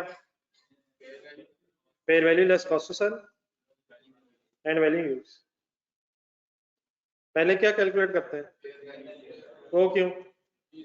इजी भी है, और अगर वो क्या हो जाए तो फिर जरूरत भी नहीं है। उन्होंने जी fair value less cost to sell की इंफॉर्मेशन। हाँ जी, सिंपल फिगर सही 160 -5 आंसर। चले रहने दे वैल्यू यूज। कब रहने दें, कब रहने दें? क्या कम आया किससे? Fair value less cost to sell कम आई है कैरिंग अमाउंट से। क्या करें? 2-3 लाइनें रख लें, वैल्यू यूज की वर्किंग में आ जाए।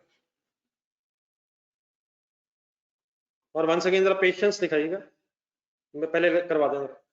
वैल्यू यूज की वर्किंग किस दिन कर रहा हूँ?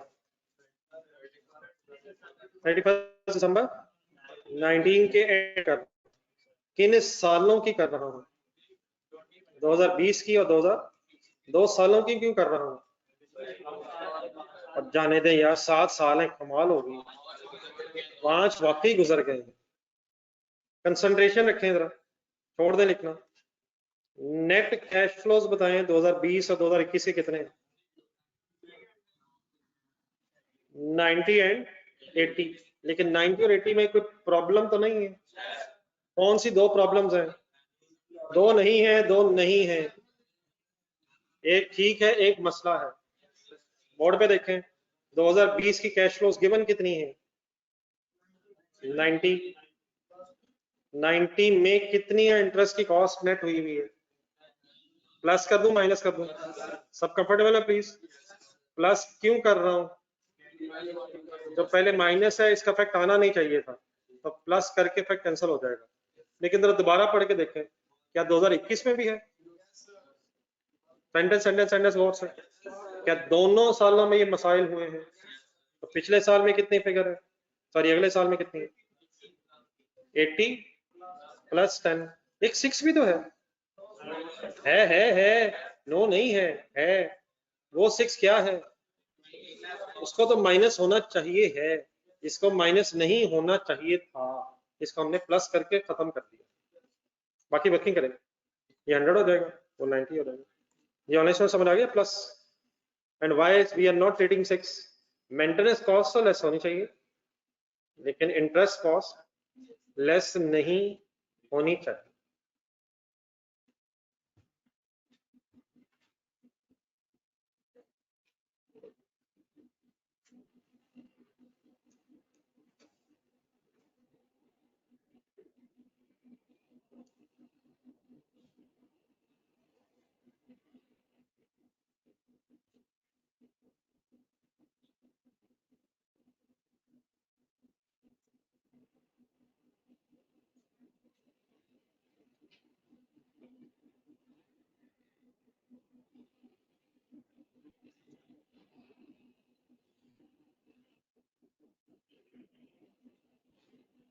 जी और कुछ ढूंढे?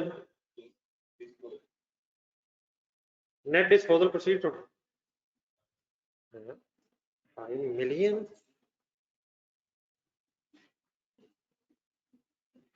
नेट डिस्पोजल प्रोसीड होने जी, भाई ने ढूंढ ली 5 मिलियन भाईजान। ये क्या 5? तो नेट डिस्पोजल प्रोसीड ही है और क्या है? एक 6 भी तो है। हम क्या ढूंढ रहे हैं, क्या ढूंढ रहे हैं? यूजफुल लाइफ के एंड पे एसेट कितने का बिक सकता है? इंफॉर्मेशन नहीं है, किस चीज की इंफॉर्मेशन नहीं है? Residual value net disposal proceeds की इंफॉर्मेशन नहीं है। और अगर वो इंफॉर्मेशन नहीं है फिर हम क्या अज्यूम कर सकते हैं कि वो नहीं है? ठीक है सर। प्रेजेंट वैल्यू किस रेट से लेनी है? वाइंड अप करेंगे। कर ले फाइनल कर। कैलकुलेटर पे अब हाथ चलना शुरू हो गया please present value. 100 multiplied by 1.012 1.12 minus 1 answer is 89.29 and 90 into 1.12 minus 2 71.75 total कर दें दोनों को, टोटल का नाम रखें 89.29 plus 71.75 161.04 name this figure value use जी value use उठाएं फाइनल करें आंसर बनती क्यों एंट्री एक एंट्री की जगह छोड़ी भी आपने माइंड अप कर लें जो लोग कर रहे हैं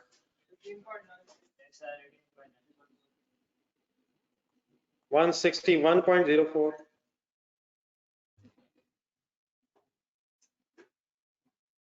कंप्लीट करें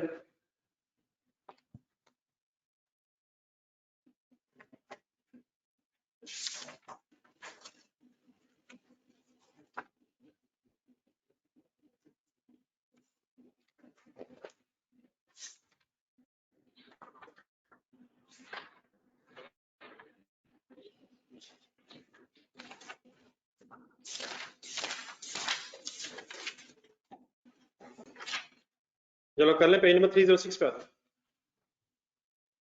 जी 161.04 हो गया मंजूर साहब जी नरेशंस जस्ट अ मिनट 161.04 क्या है हायर ऑफ ही बनता है हायर ऑफ 161.04 रिकवरेबल अमाउंट जी रिकवरेबल अमाउंट को कैरिंग अमाउंट ऑफ 180 से अगर माइनस किया जाए तो इम्पेयरमेंट लॉस कितना आ रहा है 19.96 18.96 18.96 difference between 180 minus 161.04 करें माइंड अप करें प्लीज जिन्होंने कर लिया भाई ने याद कराया कि नरेशंस आपने बतानी थी तो एंट्रीज देखें रजिस्टर में इंग्लिश में बता सकते हैं इम्पेयरमेंट लॉस की फिगर आ गई कितनी आई एंट्री बताएं ये एंट्री लिख लीजिएगा कि एंट्री लिख लीजिएगा छोड़ी हुई सेंटेंस क्वेश्चन को कंप्लीट करने से impairment loss debit accumulated impairment loss credit the online students okay please 18.96 बता दें इकट्ठे हो गए सारे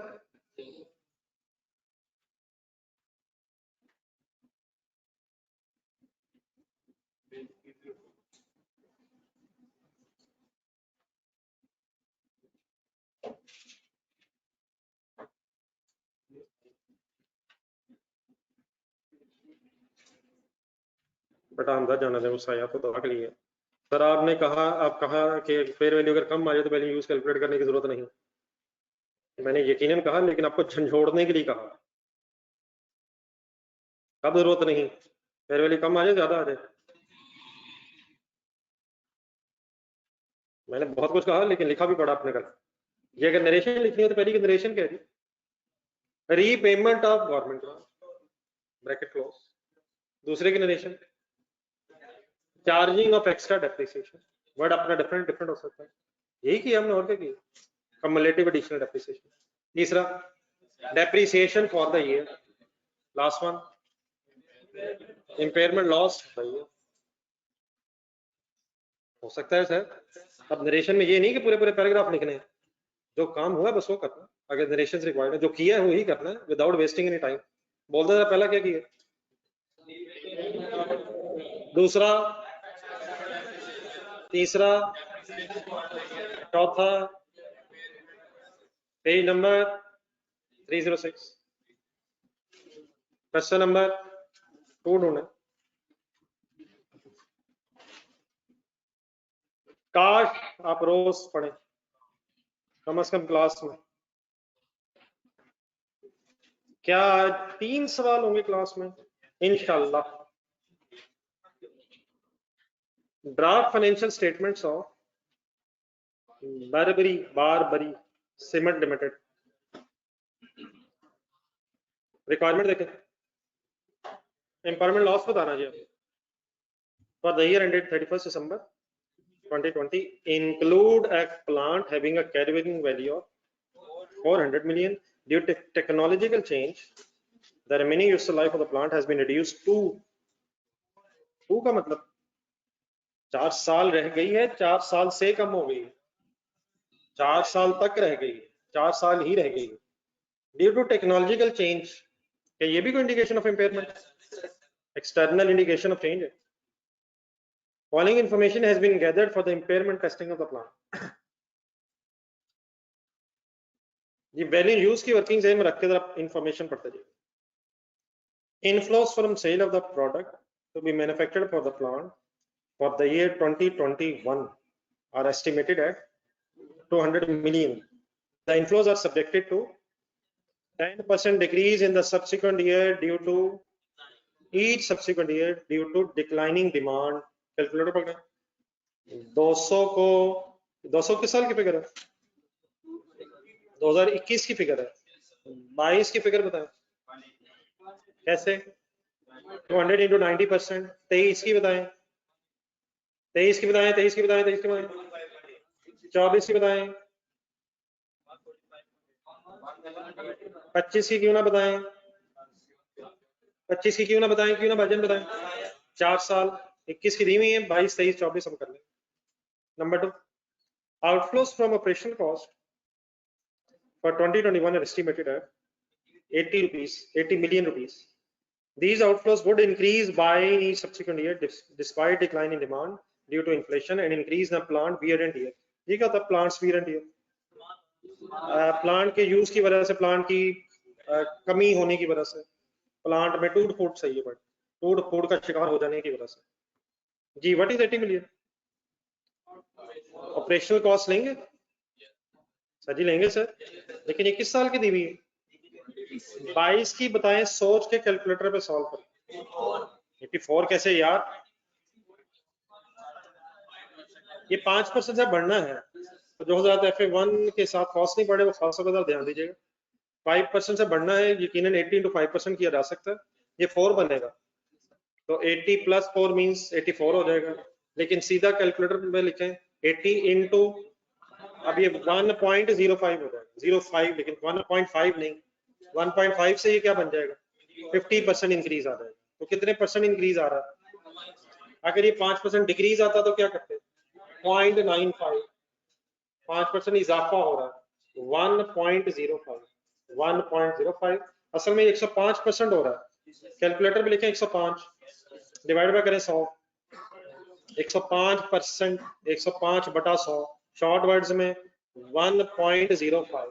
अगर 10% इजाफा होता 1.1, 9% होता 1.9, 1.09, 12% होता 1.12, शॉर्ट वर्किंग हो सकती। Number 3, BS net profit is subject to income tax at the rate of 20%. जब कैश फ्लोज नेट हो जाएंगी तो उसका 20% पे आप टैक्स माइनस कर देंगे, टैक्स पेमेंट्स को कंसिडर नहीं करना। डेप्रिसिएशन को आप स्ट्रेट लाइन मेथड से कैलकुलेट कर लेंगे, जरूरत ही नहीं। क्यों जरूरत नहीं? इसलिए आना ही नहीं, वैल्यू यूज में आना ही नहीं। हाँ, अगर ऊपर जाए फर्स्ट पैराग्राफ में अगर कैरिंग अमाउंट ना दी होती तो डेप्रिसिएशन निकालने के लिए वर्किंग करते थे, लेकिन इस डेप्रिसिएशन ने कहाँ आना ही नहीं है। उसने दिया तो हुआ है यार, दिया तो हुआ, इसलिए दिया है ताकि ऐसे आप वर्किंग भी करें और टाइम भी वेस्ट करें। Plants net disposal proceed eight the end of the useful life, कहाँ लेंगे, कैसे लेंगे? लास्ट ईयर में पॉजिटिव लेंगे, लास्ट ईयर में 100 मिलियन पॉजिटिव लेंगे। प्री टैक्स पोस्ट टैक्स से डरना नहीं है, नहीं प्री टैक्स पोस्ट टैक्स से डरने की जरूरत नहीं है। रेट दिए में 12% भी दिया हुआ है, 9.6% भी दिया हुआ है। मुझे सिर्फ इन वर्ड्स की तरह मीनिंग बता दें, बाकी मैं बताऊंगा। प्री टैक्स, टैक्स से पहले, पोस्ट टैक्स। पेज नंबर 14 पे वापस जाए, एक ब्रैकेट मैंने छोड़ी थी इस वक्त के लिए। हमने कैश फ्लोस प्री टैक्स लेनी है या पोस्ट टैक्स लेनी है? सोचे सोचे। प्री का मतलब प्री टैक्स, पोस्ट टैक्स। ये पॉइंट नंबर मेरा ख्याल है लास्ट में अगर चलेंगे थर्ड है, थर्ड लास्ट। हमने टैक्स पेमेंट्स, टैक्स रिसीट्स को कंसीडर नहीं करना। इट मींस हमने प्री टैक्स कैश फ्लोज लेनी है। देयरफॉर ब्रैकेट के अंदर जाए, हमने पे डिस्काउंट रेट भी कौन सा लेना है? प्री टैक्स ही लेना। मिल गया ब्रैकेट के अंदर। हमने कैश फ्लोज कौन से लेनी है? Pre tax. Therefore discount rate भी कौन सा लेना है? Pre tax. समझ आ रहा है?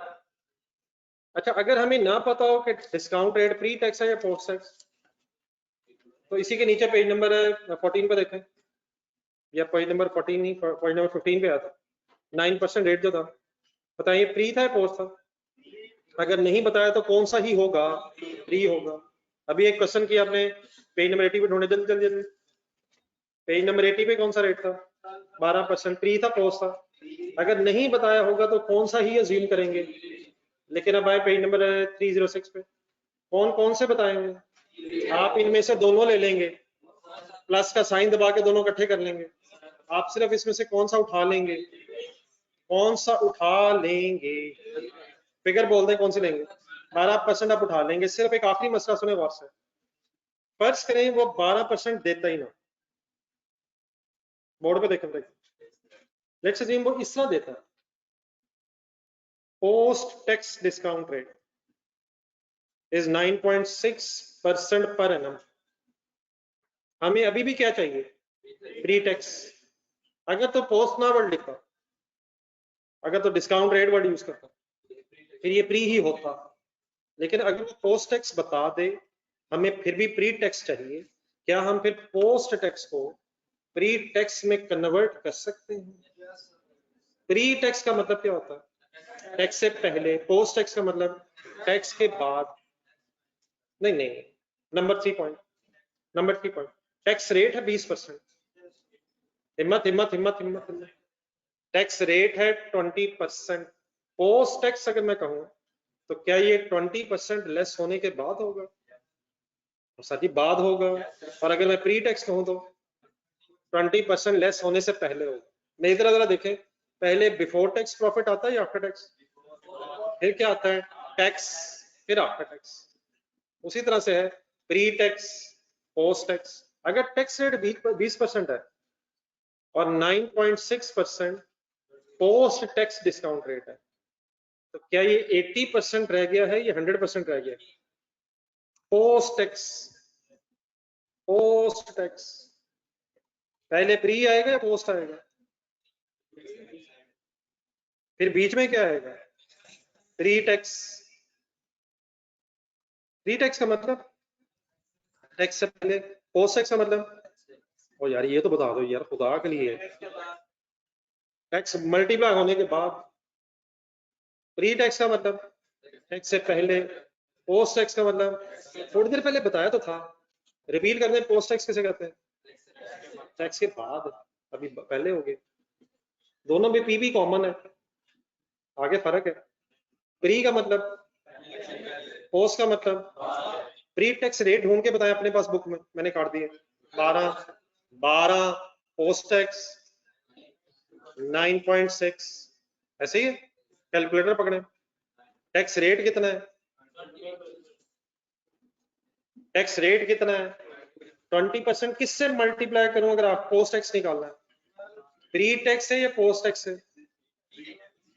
12 जरब 20% या 9.6 जरब 20%?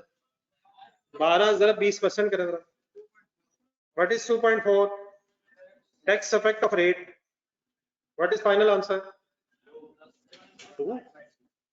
Final answer is 2। किस में से क्या लेस होके क्या बना हुआ है? प्री में से टैक्स लेस होके पोस्ट बना हुआ है। दोबारा बोर्ड पे देखें, 20% ज़हन में लाएं। 20% मैथमेटिकली,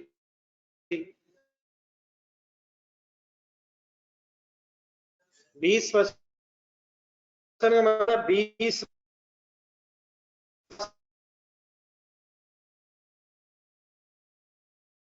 100। जाने दे यार, 100 बताएं क्या है, क्या 100 होगा, क्या 20 होगा, क्या 80 रहेगा? 80 है। जानिए फिगर्स कहाँ से आई हैं? 12% कहाँ लिखा हुआ है सवाल में? 9.6 कहाँ लिखा हुआ है? 20% मैंने कहाँ से उठाया है? कहाँ से सवाल में, कहाँ से? पॉइंट नंबर 3 से मैंने उठाया है। 20% का मतलब क्या होता है? 20/100। बिफोर टैक्स होगा 100, तो आफ्टर टैक्स होगा फिर 80%। अगर फॉर एग्जाम्पल आप बोर्ड पे देखें, अगर हमें ये 12% ना पता होता, हमें सिर्फ ये 9.6% पता होता, तो हमें चाहिए कौन सा था? प्री टैक्स चाहिए था। और कौन सा अवेलेबल होता?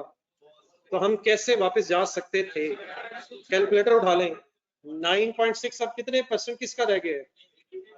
80% प्रॉफिट प्री टैक्स रेट का रह गया। 80% ऑफ प्री टैक्स रेट रह गया। कैसे वर्किंग कर सकता हूँ? कैसे कहाँ जा सकता हूँ?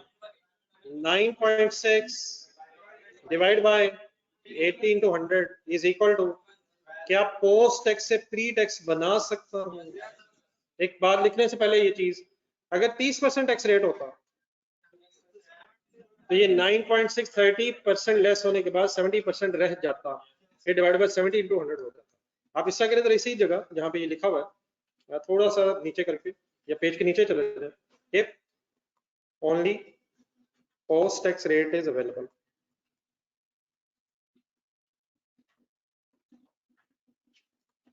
इससे पहले कि आप लिखना शुरू करें, एक चीज बस मुझे बता दें, हमें प्री चाहिए पोस्ट चाहिए?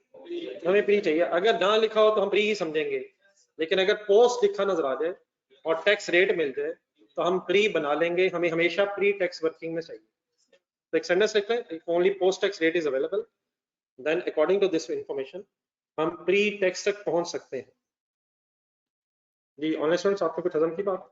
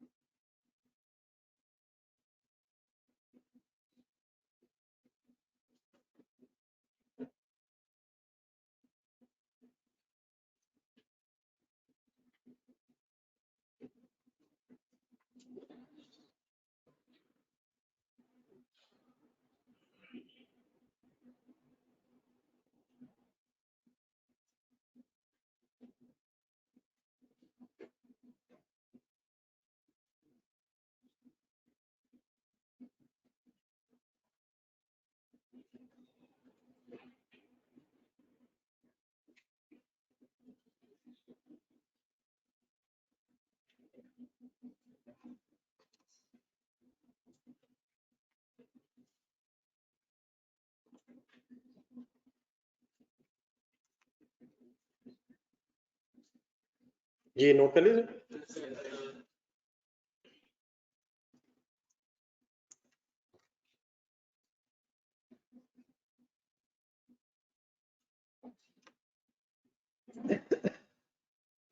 नोटेड है सर? लास्ट पैराग्राफ पढ़ेगा। अकॉर्डिंग टू क्वेश्चन बहरहाल जी हम इसमें से कौन सा उठाएंगे ये फाइनल करेंगे। नहीं फिगर बोल दो जरा। 12%। Last paragraph. A technological advanced plant with a similar capacity can be purchased at rupees 350 million। Value use की वर्किंग ध्यान में रखें, वैल्यू यूज की वर्किंग में इस 350 मिलियन का क्या करें? ये क्या है? तो नया एसेट अगर खरीदेंगे तो उसकी कॉस्ट है। अगला sentence, BL has offered received an offer to buy the existing plant for rupees 250 million। ये क्या है? ये हमें एक ऑफर मिली है कि हम इस प्लांट को कितने का बेच सकते हैं। खरीद सकते हैं, बेच सकते हैं, वो तो लिखता है offer to buy. Received an offer to buy, हमें एक ऑफर मिली है कि वो खरीद सकता है, वो खरीद सकता है, हम खरीद सकते हैं। इसी को रेलेवेंस होगी 250 की? इसी को रेलेवेंस है सर? क्या चीज है ये? फेयर वैल्यू है, fair value. BL will have to incur shipping cost। shipping cost मतलब transportation cost। will have to incur shipping cost of 7 million to dispatch the plant to purchaser। Carriage inwards है outwards है? Inverse भी हो सकता है अगर कहां से कहां आना हो। अगर हम खरीद रहे हो हमारे तक आना हो, ये कहां से कहां जाना है, हमसे परचेजर तक जाना है। हम सेलर होंगे तो परचेजर की तरफ जाना है। इस 7 मिलियन की रेलेवेंस है, तो 350 माइनस 7 हो जाएगा। 350 रेलेवेंट नहीं है, 350 रेलेवेंट नहीं है इस वक्त। 250 फेयर वैल्यू है और 7 मिलियन जो है वो कॉस्ट टू सेल है। तो यहाँ से fair value cost to sell आ रही है। ये मेरा ख्याल है डाटा होमवर्क रखना है, ये इंडिविजुअली ट्राई करें, क्या ख्याल है। अब बनी ईयर कहाँ तक पहुंचा जी, बनी ईयर चल रहा है।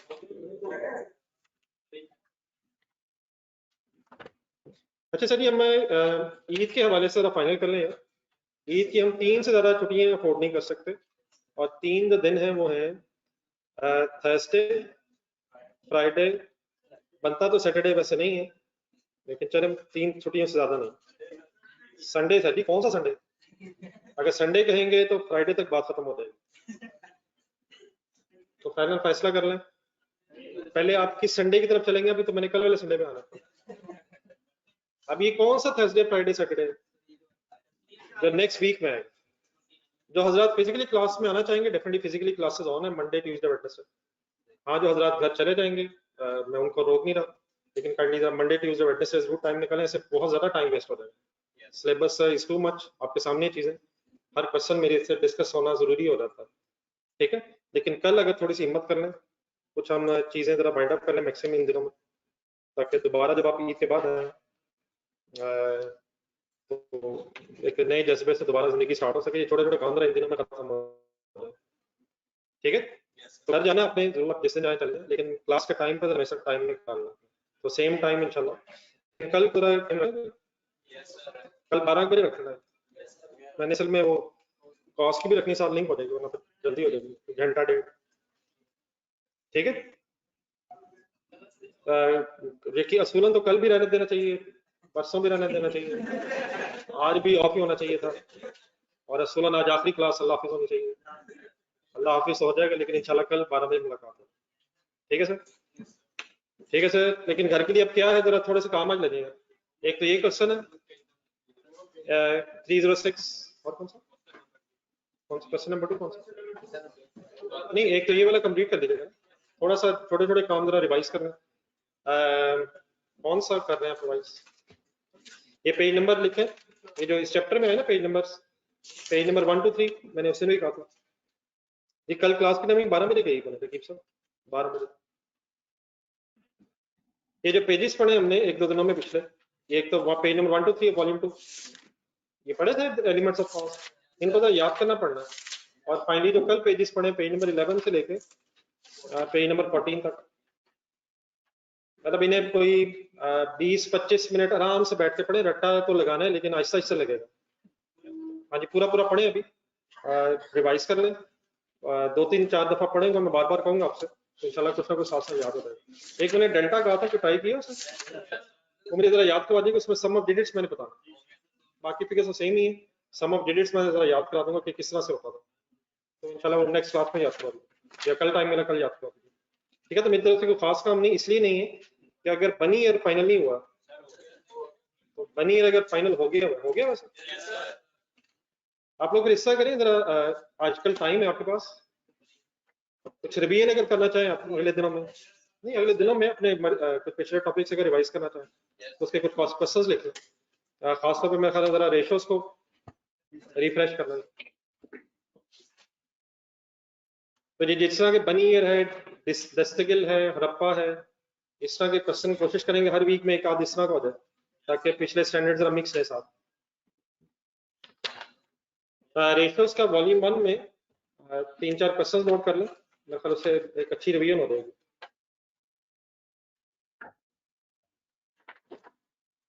आप अभी बच्चे हैं सर, सीए के हवाले से हमारी जो ईदें हैं वो यकीनन इन दिनों में आती हैं, तो ये तो ईद की नमाज के लिए होती हैं, लेकिन जैसे ईद की नमाज इंसान पढ़ लेता है तो फारिग होता है, फिर मोबाइल ऑन करता है, इधर उधर जाता है, ढूंढता है इधर उधर अब मैं क्या करूं। तो वो जो टाइम होता है वो हम सीए के स्टूडेंट्स के लिए पढ़ाई के लिए होता है। अगर आप ये बात अभी नहीं मानेंगे तो आपकी मर्जी है, मानी तो आपको पढ़नी है, ये हकीकत यही है। जब आपने और आगे जाना है फिर आपने खुद ही कहना है यार बात तो ये सही थी। हमेशा सच जो होता है कड़वा महसूस होता है, इसमें कोई शक नहीं है। लेकिन अगर आप अपने एक्सपीरियंस से सोच लीजिएगा, मेरा फर्ज बनता है कि मैं अपना एक्सपीरियंस शेयर कर दूं। बाकी यकीन अभी आप बच्चे हैं, आपका दिल तो वही कर रहा है जो आप मुझे कहना नहीं चाह रहे। हाथ आपके दोनों उठे हुए हैं और एक हाथ में एक कुर्सी है, दूसरे में दूसरी है, उससे बड़ी चीज आप उठा नहीं पाएंगे। और झींगा मेरी तरफ चाहते हैं सारे कंबाइन, तो कोई इशू नहीं है। मुझे लग भी गई है, मैंने महसूस भी कर ली। उसकी वजह यह है कि मैं तो कई सालों से ये महसूस कर रहा हूँ, तो ये कोई इशू नहीं है। मेरा फर्ज है कि मैं कह दूं, लेकिन इंसान शायद अपने एक्सपीरियंस से ही सीखना चाहता है, तो कोई इशू नहीं है सर। असल में हमारी ईदें आती हैं जिस दिन रिजल्ट आता है, अल्लाह करे वो मुहर्रम के दिन ना हो, तो ईद के दिन ही वो हो। तो अगर इन दिनों को ईद का दिन बनाना है, शौक का दिन नहीं बनाना, तो इन दिनों में कुछ कुर्बानी देनी पड़ती है। ठीक है सर, मेरी फिर बात समझ नहीं आई है, अल्लाह करे आपको समझ आ जाए, मेरी ख्वाहिश है, मेरी दुआ है। जी सर, पेज नंबर 172 पे क्वेश्चन है, क्वेश्चन नंबर 1। कोई नहीं सर, ऐसे ही होता है, बच्चे ऐसे ही होते हैं। इंसान कहता है हमें तंग किया करना मकसद है। वॉल्यूम 1 में ये चीज है, रेशियोस के चैप्टर में। पेज नंबर कौन सा कहा जी? पेज नंबर 172 पे क्वेश्चन नंबर 1 है, फिर एक पेज नंबर 182 पे क्वेश्चन है। अब ये डेफिनेटली कल के लिए नहीं दे रहा, जब भी कोई कन्वीनियंट टाइम मिले, जब भी आपको एक्स्ट्रा टाइम मिले रिवीजन के लिए, तो ये अगले वीक में रखना है। ईद के दिन आइडियल होता है सर, ईद के दिन सुबह का टाइम बिल्कुल आइडियल होता है। इंसान इंतजार कर रहा होता है। अगर मोबाइल ऑफ हो, आप मोबाइल ऑफ करके सोचिएगा, अगर टाइम गुजर गया तो ठीक है, वरना किताब खोल लीजिएगा।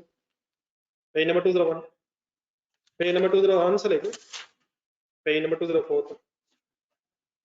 हाँ, ये क्वेश्चन है इनमें, ये 4-5 क्वेश्चन हो जाएंगे, तो इन 4-5 क्वेश्चन को जरा रिवाइज कर लीजिएगा। वही पुराने सवाल पहले किए हैं आपको, तो फार्मूले सारे जहन में आ जाएंगे।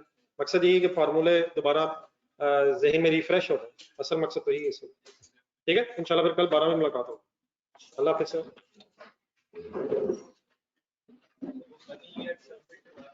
जी बनी ईयर मंडे को सबमिट करवा दीजिएगा, विश्व की तरफ बस है नहीं। बनी ईयर जिन्होंने सबमिट करवाना करवा दो, जरा पीछे बैठे हैं। बाकी जो रह गए बनी ईयर जरा सबमिट करवाई गई। बनी ईयर के हवाले से अगर कोई क्वेश्चन तो मैं डिस्कस कर लूंगा। हाँ जी, कल नहीं करूंगा, कर लें, बच्चे इकट्ठे हो जाएंगे। आप कर लें अपनी तरफ से, 2-2 पॉइंट्स मैं इकट्ठे डिस्कस कर लूंगा अपनी तरफ से, कोशिश कर लें जितना होता है। एक आधा अगर पॉइंट एक आधी होगा तो वो डिस्कस कर लें जी। नहीं अगर दे दिया पेज तो जमा करा दो। ये बनी ईयर वाला क्वेश्चन से ले लें, एक असाइनमेंट इन्होंने देनी है F1, वो रखें। आप भी किया